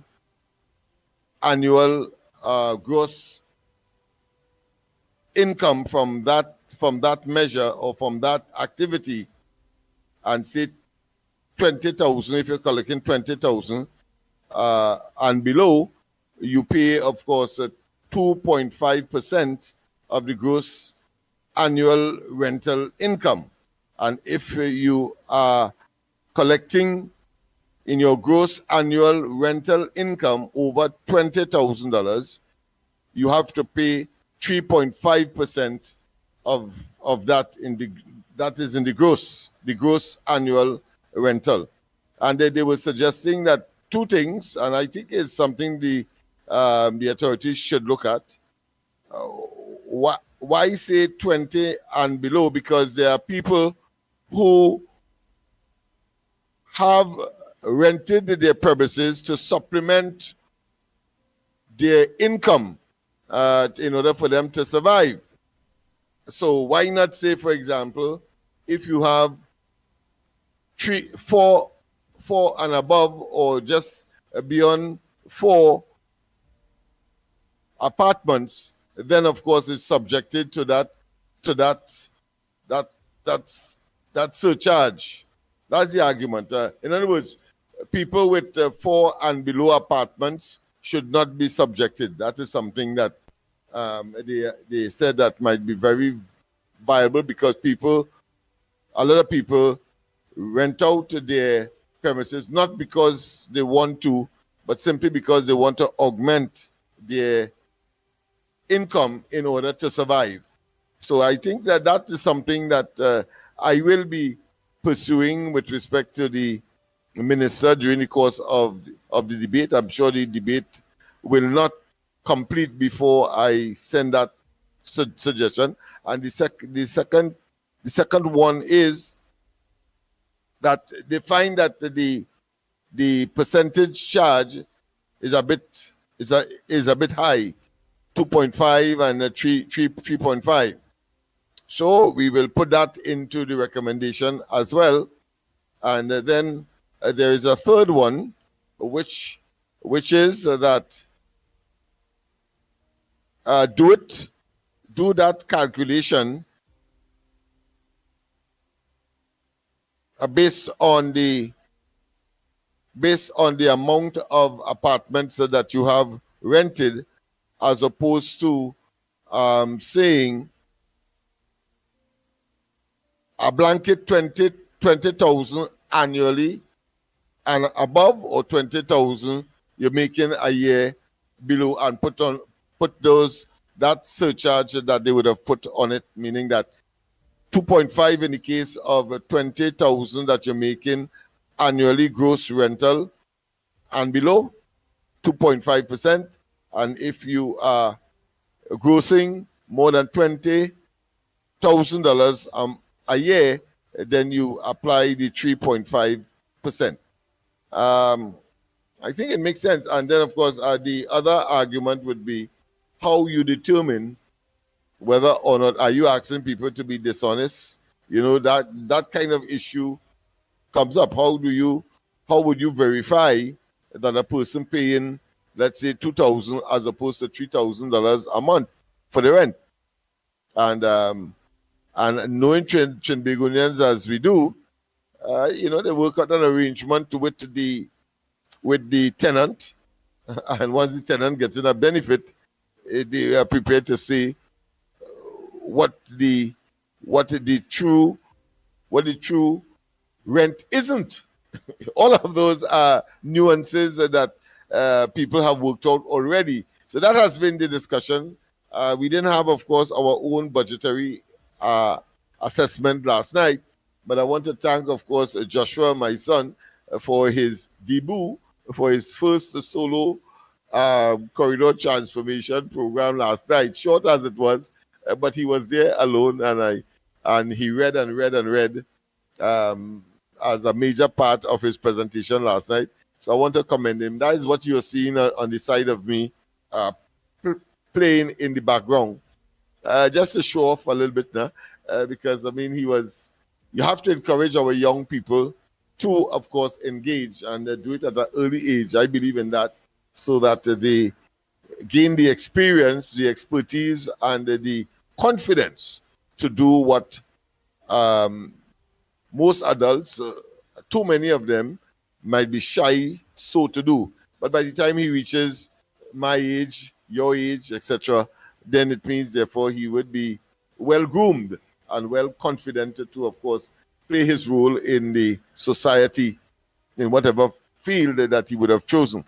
So that was something that I looked forward to, and looking forward to it again, because I think he did a splendid job last night on the corridor transformation, going solo, so to speak, for the first time. So once again, those landlords, they are concerned as to how the tax will be assessed in terms of the amount of rent, actual rent that is being collected. And they are saying, of course, that some people rent out of necessity to augment their survivability in this very, what I consider to be atrocious economic and social environment. and therefore maybe the 20,000 annually and the surcharge on it to 2.5% should not be applied, or put another way, it's only be applied to persons who have more than 4 apartments being rented out, right? So so that is some of the things that came up in that discussion. Of course, the other thing that we have to look at is the minister saying that there is no intention to dip into the Heritage and Civilization Fund. However, he said that if there is a need to, then the government will act legally and responsibly in that regard. You know, we had a situation regularly in the last administration where they deliberately put oil and gas at a certain price so that they could literally access the Heritage and Civilization Fund. It was unrealistic, and therefore they would have gotten the shortfall in revenue, because that is the basis on which you can enter the Heritage and Civilization Fund.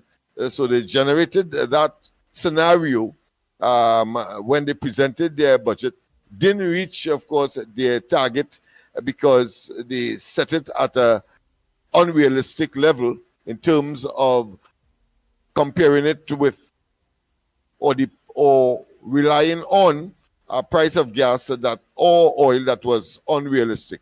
So TANCU is saying that there is several mechanisms that they have looked at to avoid the IMF one, and to avoid, of course, going into the HSF, the Heritage and Civilization Fund. In fact, let me just read one paragraph to emphasize that. TANCU said that the government did not intend to dip into the Heritage and Civilization Fund, HSF, for the 2025-26 fiscal year, as government has access to several financing mechanisms, several, not just one, several financing mechanisms. Incidentally, I saw that I think it's about $5 million was donated to the country by a Saudi Arabian diplomat that came here, that came here and was, of course, at the diplomatic center when those plots of land were being distributed to former Caroni workers. So we weren't told what the money was to do, but certainly 5 million, I think it's, yes, 5 million US dollars was donated to the government. In other words, money that is not to be repaid, so it's not borrowed money. All right, okay. However, he added that any withdrawal from the HSF would be done legally. We have several financing mechanisms available to us. I don't want to assume that we are going to go in any particular direction outside of what we have constrained ourselves to at this point. But if we are going to go to HSF, it will be within the confines and requirements of the law itself. Remember that the HSF was created for a particular purpose.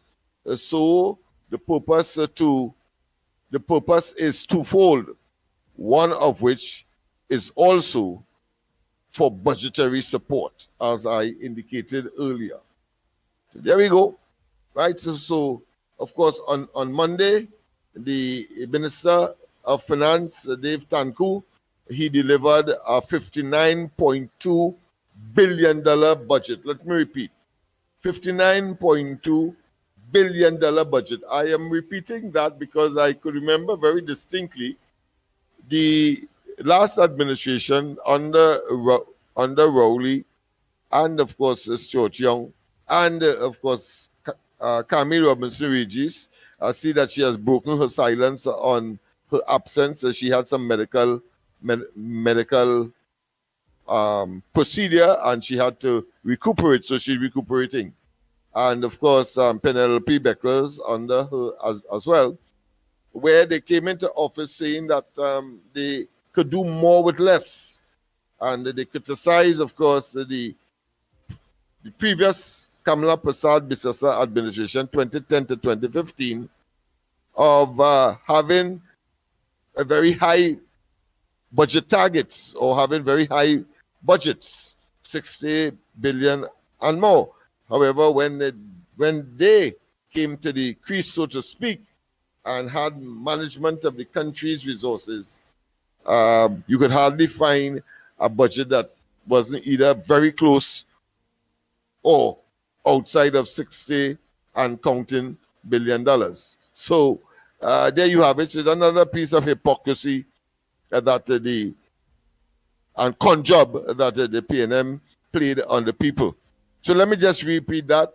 Tanku delivered a $59.2 billion budget based on oil prices of 73.25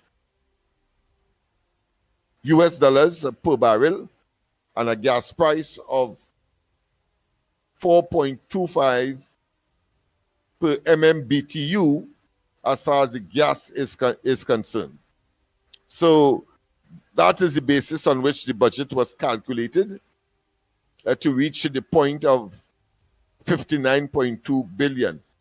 We noticed too that Tobago is very pleased with their portion of it. I was reading up some of it in terms of the historical context and the arbitration. I think it's 4-point-something% of the national budget they ought to get. But I think on this occasion, they has the portion of the budget, including the intention to provide some additional resources apart from the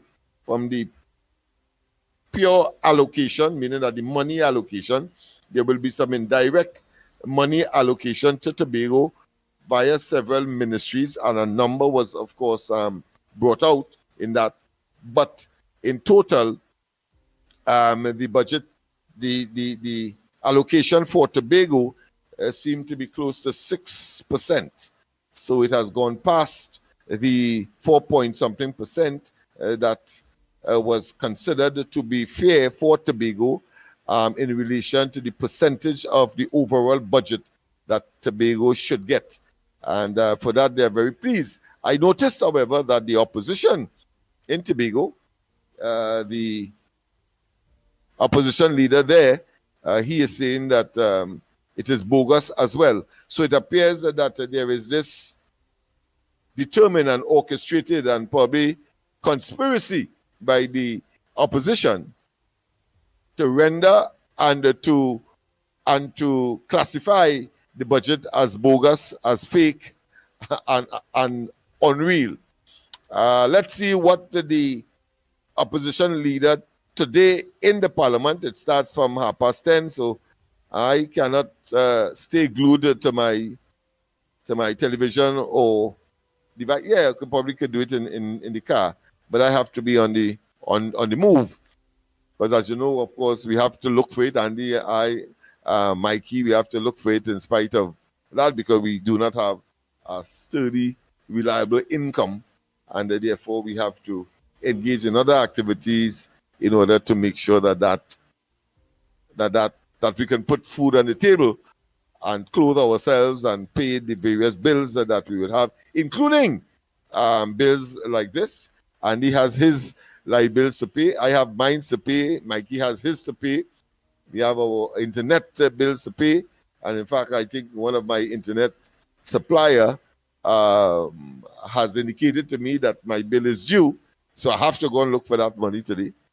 So we have that kind of relationship, that kind of reality, but always committed to making sure that you get the service that we believe is required at this point in time as part of the Fourth Estate, and bringing information that will be edifying and so informative that you can make informed decisions. This has always been the thrust and the purpose of the various platforms, whether it be this one, the Ground Report, Unreal Media TT, or whether it be Corridor Transformation in the night from 8 o'clock, or whether it be, of course, Mickie's effort to, of course, bring information to you via the internet and the various social media platforms that we engage.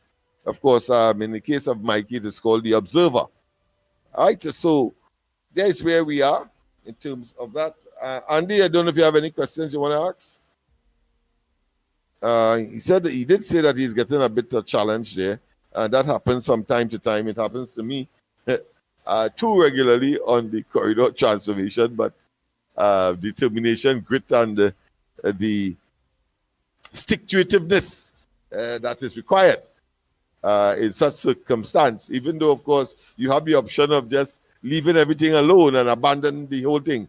But no, I think we are made up of stuff that are so committed to national development, are so committed to making it right, particularly for the grassroots and the downtrodden and the underprivileged, that we simply just gravitate or we return, even though it may be challenging, as I've explained earlier. All right, so that is where we are in terms of that. MMBTU, well, of course, most people who would know, I see, and Roberts will normally mention MMBTU. He says it as a kind of poetry, something that he might have rehearsed. But MMBTU, of course, stands for 1 million British thermal unit. That is what it means, because gas is measured in terms of the amount of energy that it produces. So thus the term MMBTU.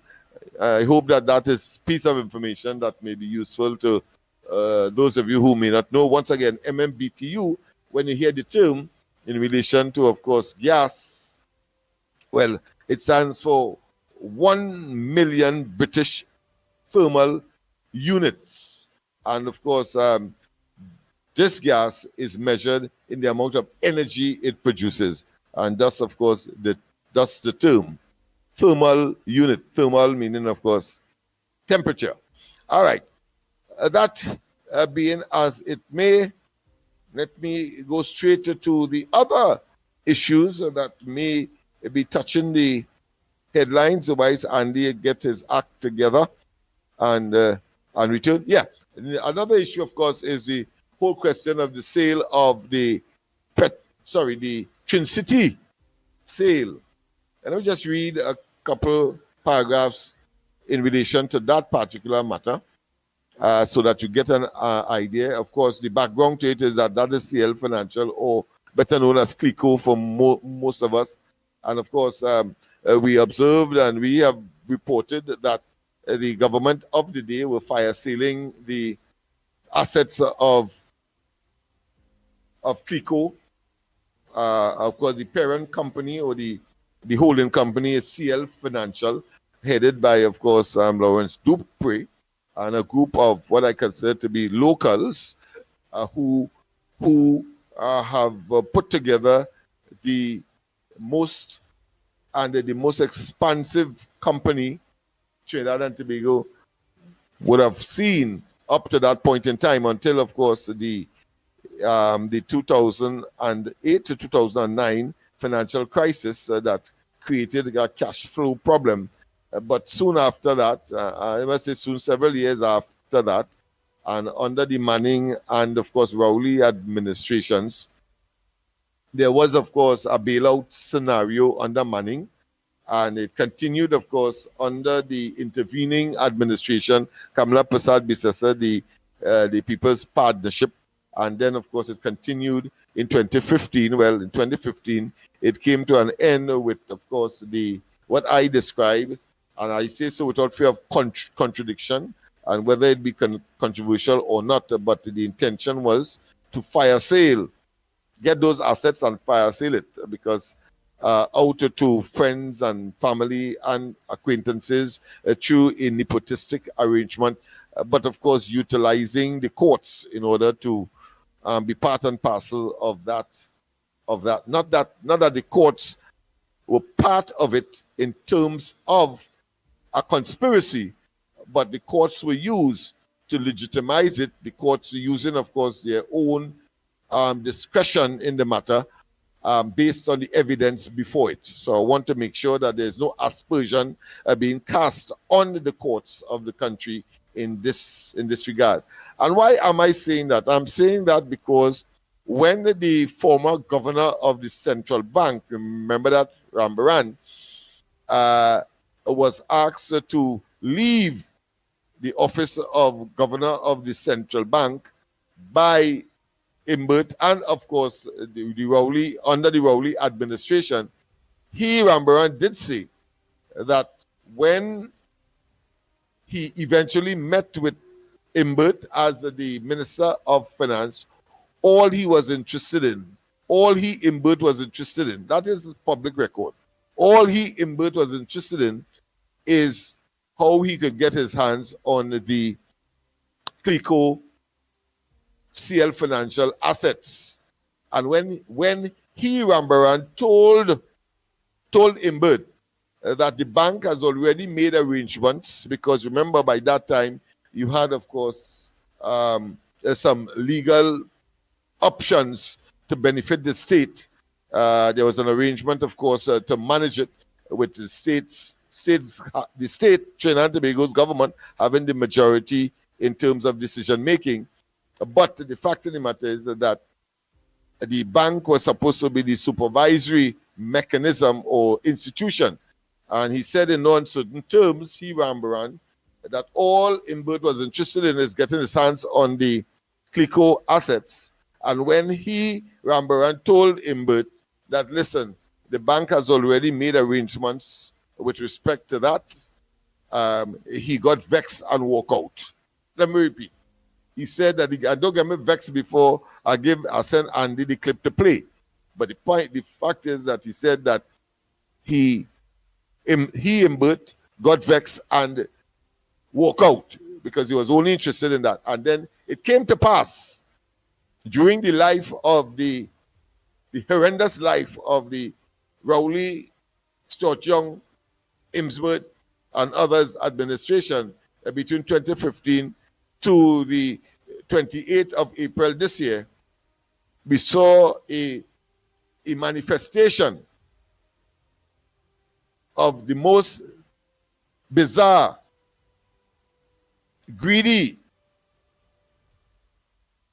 disposal of the assets of that company, once a proud, significant player in Trinidad and Tobago, and of course in the Caribbean, because there are Caribbean connections.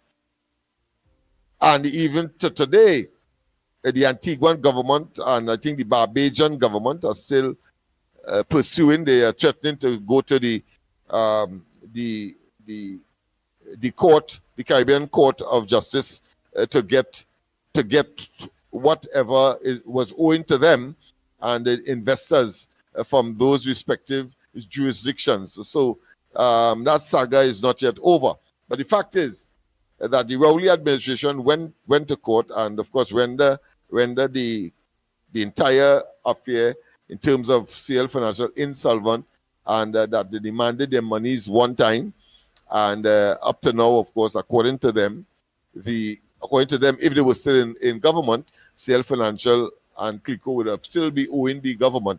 However, of course, what has happened in recent times is that the Attorney General, John Jeremy, has asked for an injunction with respect, of course, to the sale of Trin City as part of that arrangement made by the Rowley Stuart Young PNM arrangement. And there are other concerns, and former or current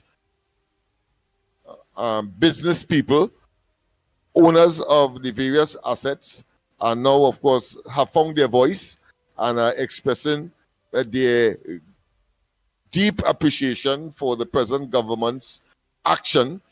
And we know that in opposition, not in opposition, but In opposition and during the campaign, the present Prime Minister did say that that whole affair should be the subject of a commission of inquiry.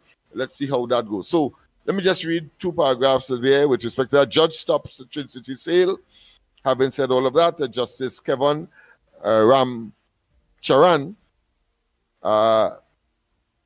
says that this is the article. A High Court judge has granted an injunction restraining the liquidator of a CL Financial from completing the sale of Twin City Commercial Center, which includes the Twin City Mall, until October 27th. So we have So we have some time, about a week or more ago, again to go.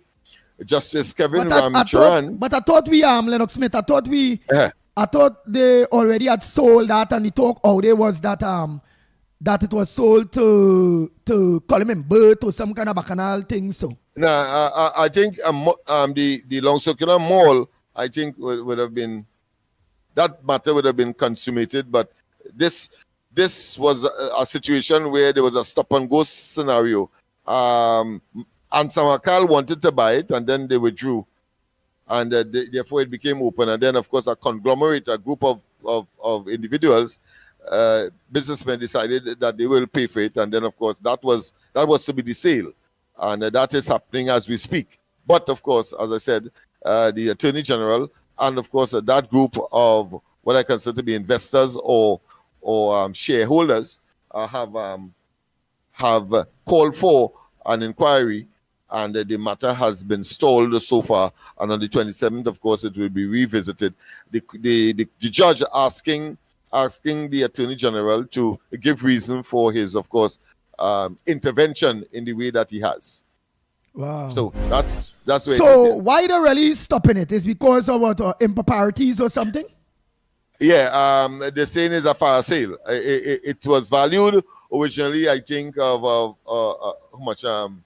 I think is 90. Don't hold me to the numbers, but I think, all right, what is selling approximately $100 million.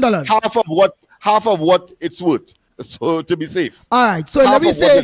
Let me say it was valued $100 million TT dollars. They're selling it for $50 million TT dollars. Yeah. Mm-hmm. Yeah. Wow. Yeah, that's what happening here. So in those circumstances, they said, well, what is this? The government is supposed not to be, put another way, the government is supposed to be seeking the interests of all and sundry, especially, of course, the business community. And I've always said that Clico matter really and truly has put salt in the rice, or I should say put salt, or just dirt, have, of course, deflated entrepreneurship in this country.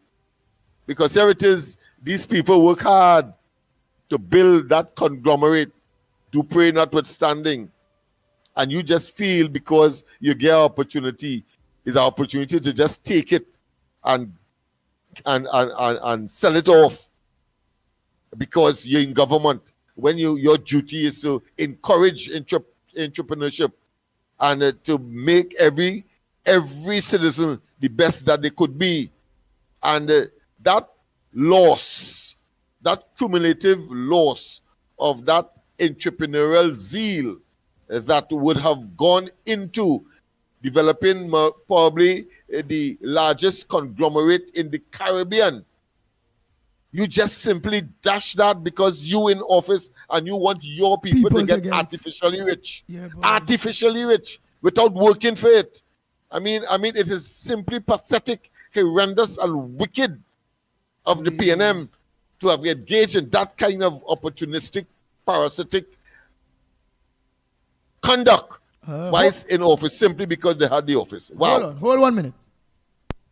Good morning, Andy and Mr. Lennox and all members of the Ground Report. Andy, I just sent you a little picture there of one of the same fellas that was killed by the U.S. government in Venezuela on that boat. He was one of 4 that was held with narcotics and ammunition back in 2018. I sent you the picture there. So it's very dishonest of his parents and the people around him saying that, oh, he was a good boy and he wasn't nothing. And you know, Andy, that is why this country is the way it is, because plenty of these parents, they encourage their bandit pest children to continue to do what they do, and then when you see they get killed, you understand, they want to be so, oh God, they didn't want to kill him, they didn't want to shoot him. Come on, man, playing smart with foolishness. The parents are very dishonest because they know what their bandit children was involved in, and that is the simple thing. When you play with the puppy, you get bitten by the fleas, right? And as for Miss Penelope Beckles, you know, I listened to the opposition, and they're so obsessed and so concerned about Kamala Prasad, the Sessa, dipping into the HFS. How much times did the PNM government dip into the HFS? You know, and that is why, you know, I thank for people like Mr. David Welsh and Doga and Mr. Doga Politics, because it has exposed them every time. You understand? Up to 2014 December, you understand, they withdrew over $1 billion from the HFS. What that was used for, that, and they don't have the excuse of COVID time to say, okay, well, they withdraw from that. Come on, man. The PNM have dipped down in the HFS multiple times, right? With very little accounting for the money that they took out, but all of a sudden now they're concerned about the UNC dipping into the HFS. How much money they actually put back into the HFS, right? In fact, the PNM took out more from the HFS than they actually put in back. You understand? And that is why I can't stand the dishonesty of these people. You understand? And for these PNM people, you understand, who keep going on and on and on.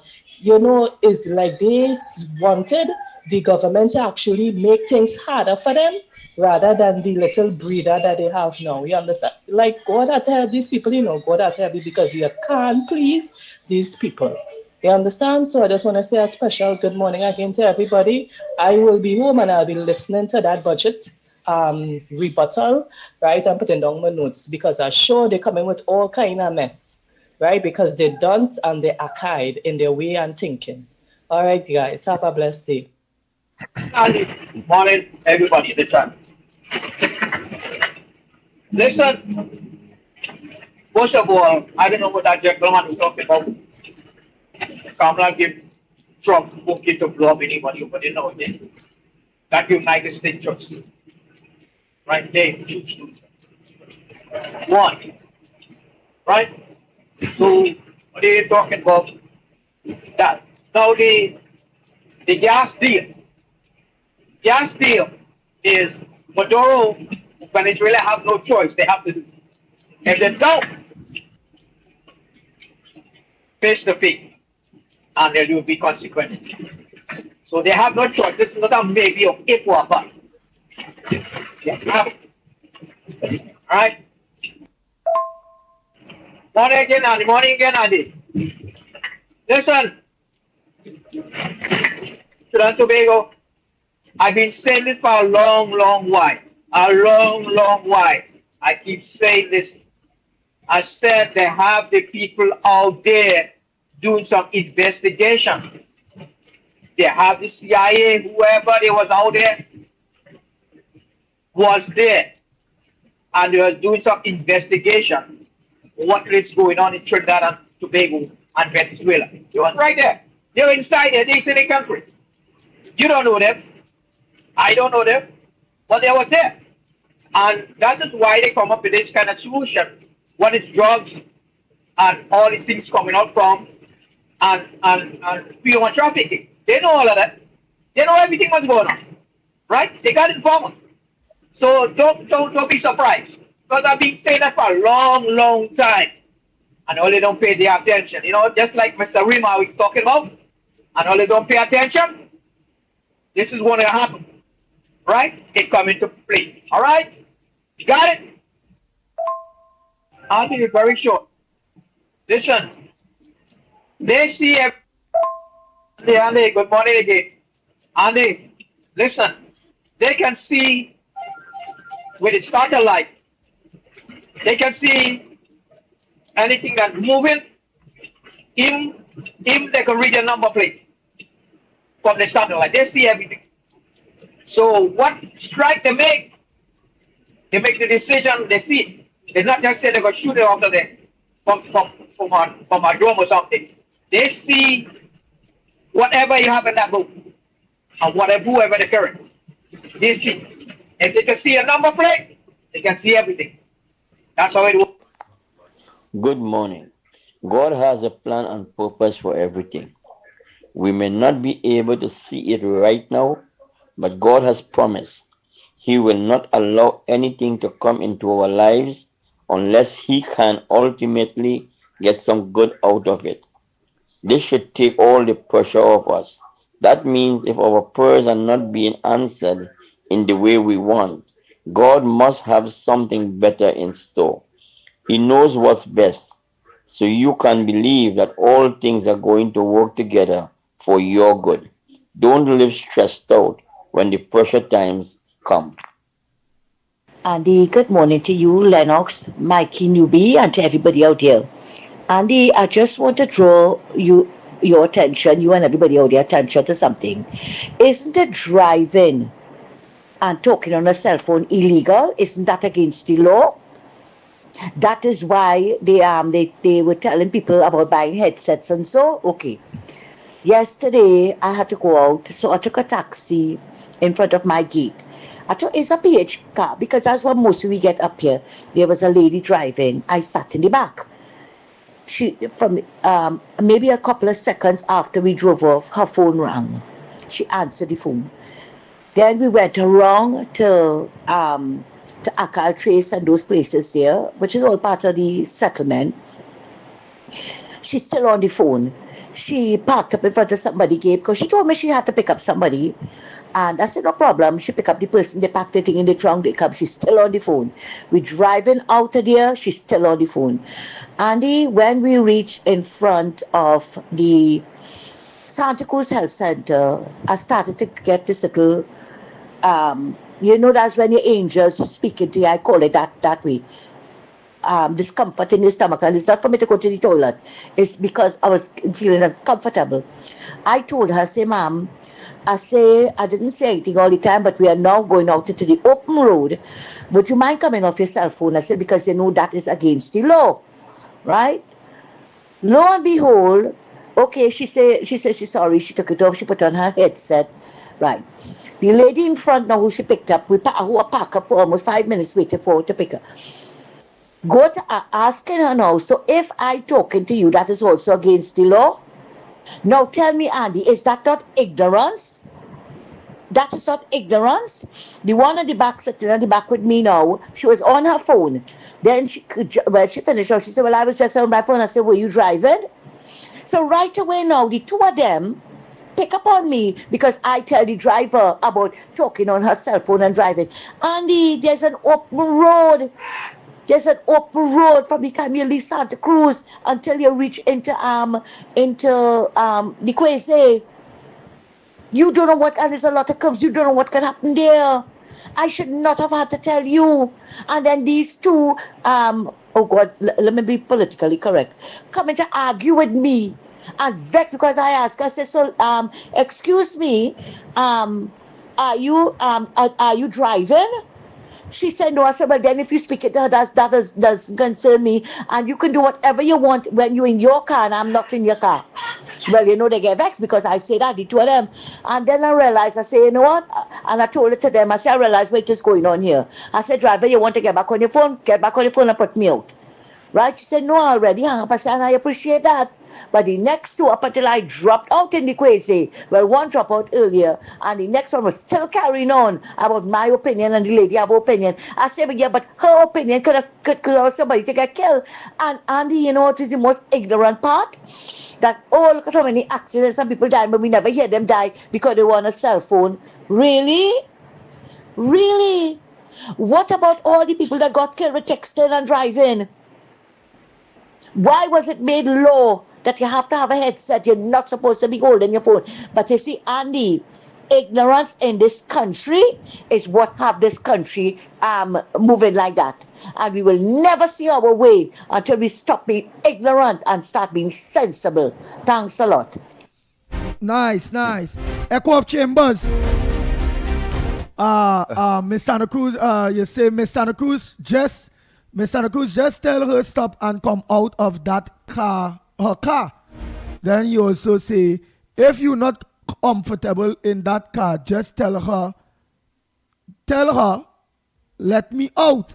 Right, so Coach Chamber, she did say that. Remember, she did tell the lady, here it is. If you're staying on your phone, you can put me out here and you could continue on your phone. And the lady told her, well, I'm already off the phone. So it's not the driver again was on her. Who was on her there is the two other passengers that trying to justify the wrong of the driver and not even the driver justifying it. So that is what is Miss Santa Cruz argument there. That's when you're fast. That come like Boss Marco. Yeah. Interfering in business that you can't influence, so it's not your concern. But you're doing a public service. Go ahead, KFC. Short and sweet. I was now going to play a voice. I was now going to play a voice notes. I'm not playing that again. Eh? Go ahead. Well, I must say good morning to Krisha Amen. She asked me for a long while. I feel so blessed she answered me. I mean, she talking to get ready for the parliament for 10. So, Andy, congratulations. My team being about government appointment. Eat and live and let live. Brother, again. Lennox, wait, KFC. That position have no money in it. It's an NGO. All right. It have no money in it. NGO. Because I don't want activists go about. That's why I keep clearing it to Lennox Smith.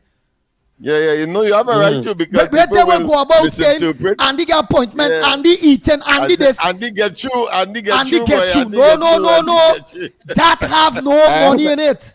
I'm glad you clarify yourself with Free Nation to hear you. So you go look out and say that have no money in it. That have no money in it. You get you with your business, man. No, everything in processing right now. Right processing, now, all right, and that's waiting. That's what you want to hear. At least in processing, yeah. All right, good. But I must say good morning to all my true activists and supporters. Not the one who backbiting and stabbing. And the bless. All right. Program is short. Yeah, man. All right. Yeah. Boy, if I don't put that to rest Lennox Smith, people will say Andy get through. Yeah. Andy get both. Yeah. No, partner. Then we have a way, whether voluntarily, involuntarily, by accident, but these things reach the authorities and they say, well, listen, I bother with Andy again. I was considering for something, but it's all right, you get something. Boy, Andy again? And you lost your opportunity. You may not be aware, you know what I mean? And here it is, of course, you lost it because they become aware of something that really and truly is supposed to be misleading and is just part and parcel of your volunteerism. Exactly. So yes, people, so please, that is what it is all about. You know, that scenario with Miss Santa Cruz remind me of one that I would have had. I was driving past Mover Junction, hesitating as whether to turn right or to go straight. But it so happens a licensing officer was behind me, two of them driving another vehicle. So they went past me and then pulled in front of me and said, listen, you was on your cell phone. So I said, well, because the cell phone was right on the dashboard. So I said, no, that cell phone was the only time. They said, no, it was the cell phone. Because they assume that because I was hesitating, that equates, and they see the cell phone, they conclude that I was on the cell phone. And no matter what I tell them, they tell, and give me a ticket, you know. Give me a ticket. Right? Because I couldn't convince them that I was not on the cell phone, which in fact was the case. So I'm just saying that it reminds me of those scenarios. And in that case, of course, I went and I won the case anyway. But the fact is that, you know, you have that happening whilst you're on the road. So people don't practice that. Sometimes it's an urgent thing and take a chance, but that is what it is, a chance. It is unlawful so to do, and therefore try to resist. Go ahead, quick fires about. We had a lock off. Morning. Well, then, sorry, Andy, then. Good morning to each and everyone. And later, tomorrow, please God. Happy Diwali to each and everybody. Tuesday, please God. All right. Oh, boy. There's only one more voice. What is the holiday? Tuesday or Monday? Monday. That's why you Monday? say you go see us Tuesday. Oh, I see. Okay. I thought that. We know we will not be on Monday. Yeah. Fair enough. Yeah. So, Andy, expand on the Last voice note, because I have no more after this. I ain't see no more after this. Venezuela thing, instead of the regime change question anyway. And they tiptoe around it, but I'm not going to tiptoe. I want to see regime change in Venezuela. Because the people of Venezuela want to see regime change. They tried to change the regime 3 times, and 3 times the elections were rigged. And this chap used his paramilitaries to suppress the opposition and lock them up. And it had an election, believe it or not, where their version of the parliament, they call it the People's Assembly, I think, or the National Assembly, that is supposed to decide who is going to be the president, the National Assembly. That chap, he went and formed, when he lost that, he clearly lost, so the number of members he had in there, he clearly lost. He went and formed his own National Assembly. And that National Assembly voted him into as president. In a situation like that, he is forcefully engaged in regime change. Everybody don't like when the US engage in regime change. He is forcefully keeping himself power. And they have these things called paramilitaries, which is basically a military police, about 250,000 of them. And it's a simple Khmer Rouge model. Anybody talking, like you talking on the road, normal, gossip, back and talk, and you say the wrong thing to the wrong person, that's the end of you. You disappear, right? Even among families, they're afraid to say certain things and all of that. So that whole nation is being held hostage by about 1 million people, the paramilitaries and their families. Right? And that guy, he just needs to keep them happy. The rest of the people, sold for you. That's why so much of them leave. There's a quarter of that country left or more. Right? So everybody's talking regime change. No, the people want regime change. They tried 3 times. The only way, and they were bullied out of it. The only way to bully a bully is with an ex-bully. So if it had to be the US, so be it.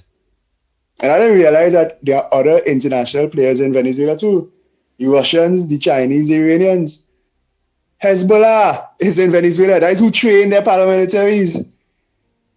Right? And believe it or not, people, my conspiracy, a lot of those forces are here too, especially the Chinese, trying to engage in regime change in Trinidad. That is what Stuart Young was. First time in Trinidad history, a prime minister changed without an election. Right? Because the Chinese Communist Party wanted their own regime, so to speak. Right? So, for all who does say America bad and regime change and that kind of international intrigue happens all around the world, all kind of countries. I prefer that it be Big Brother doing it here in our side of the world. Nice. Nobody was the last. Thanks so much, y'all. Don't forget. I like what nobody said here, but it reminded me of 2 jocular things. When Chochong went to Jamaica to meet Mark Rubio, of course, the Secretary of State, when he shake his hand, he say, "Should I tell you congratulations or condolences?" and so Johnson, he said, "You tell me, you have been around longer than me." and after that, of course, he was thrown out, of course. And with that National Assembly, he not only put in his own National Assembly, he put in his own judge too, your judges. So when on the last occasion, when he said he win, and the results, of course, was different, he called the same judges to adjudicate. But obviously, they adjudicated in favor. That is the level of madness that these people see power, because power intoxicates and make men giddy. and absolute power absolute power corrupts absolutely, and that is what is happening and has happened, of course, in Venezuela. Trinidad and Tobago, we are a beautiful place, and we did the right thing. Seeing, of course, this Otoku, a group of individuals taking the state resources to stay in government, trying a Maduro stunt. But of course, we quickly got hold of it, and therefore 26 in Trinidad, 2 in Tobago, they are totally out. And now, of course, at the 12+1, we will be hearing, of course, their representative today, and of course, the rest of them in the parliament today. Stay tuned and expect the fireworks, because they're going to be walking out, and there's all kinds of what you would have seen last Friday. That is just a microcosm of what is going to take place in the next couple of days in the debate of the 2026 national budget in the Parliament of Trinidad and Tobago. Nice. So Trinidad and Tobago, no corridor transformation tonight. Lennox will be hold on to the budget. May go take a little chill out a little bit. But Monday, please, God. I'll drink less beers. Yeah. Don't forget, Monday is a holiday. It's Diwali. So you always see us on Tuesday morning, please, God. So hear us on Tuesday morning, please, God. On behalf of the Gong Report team, Lennox Smith and Michael Kerr, better known as Mickie K. I'm Andy Williams, better known as the Pitbull of radio. We are out of here until tomorrow, until Tuesday morning, please, God. Same time, same place, from 6 a.m. to 9 a.m. Laters, everybody, and happy Diwali to each and every one of you.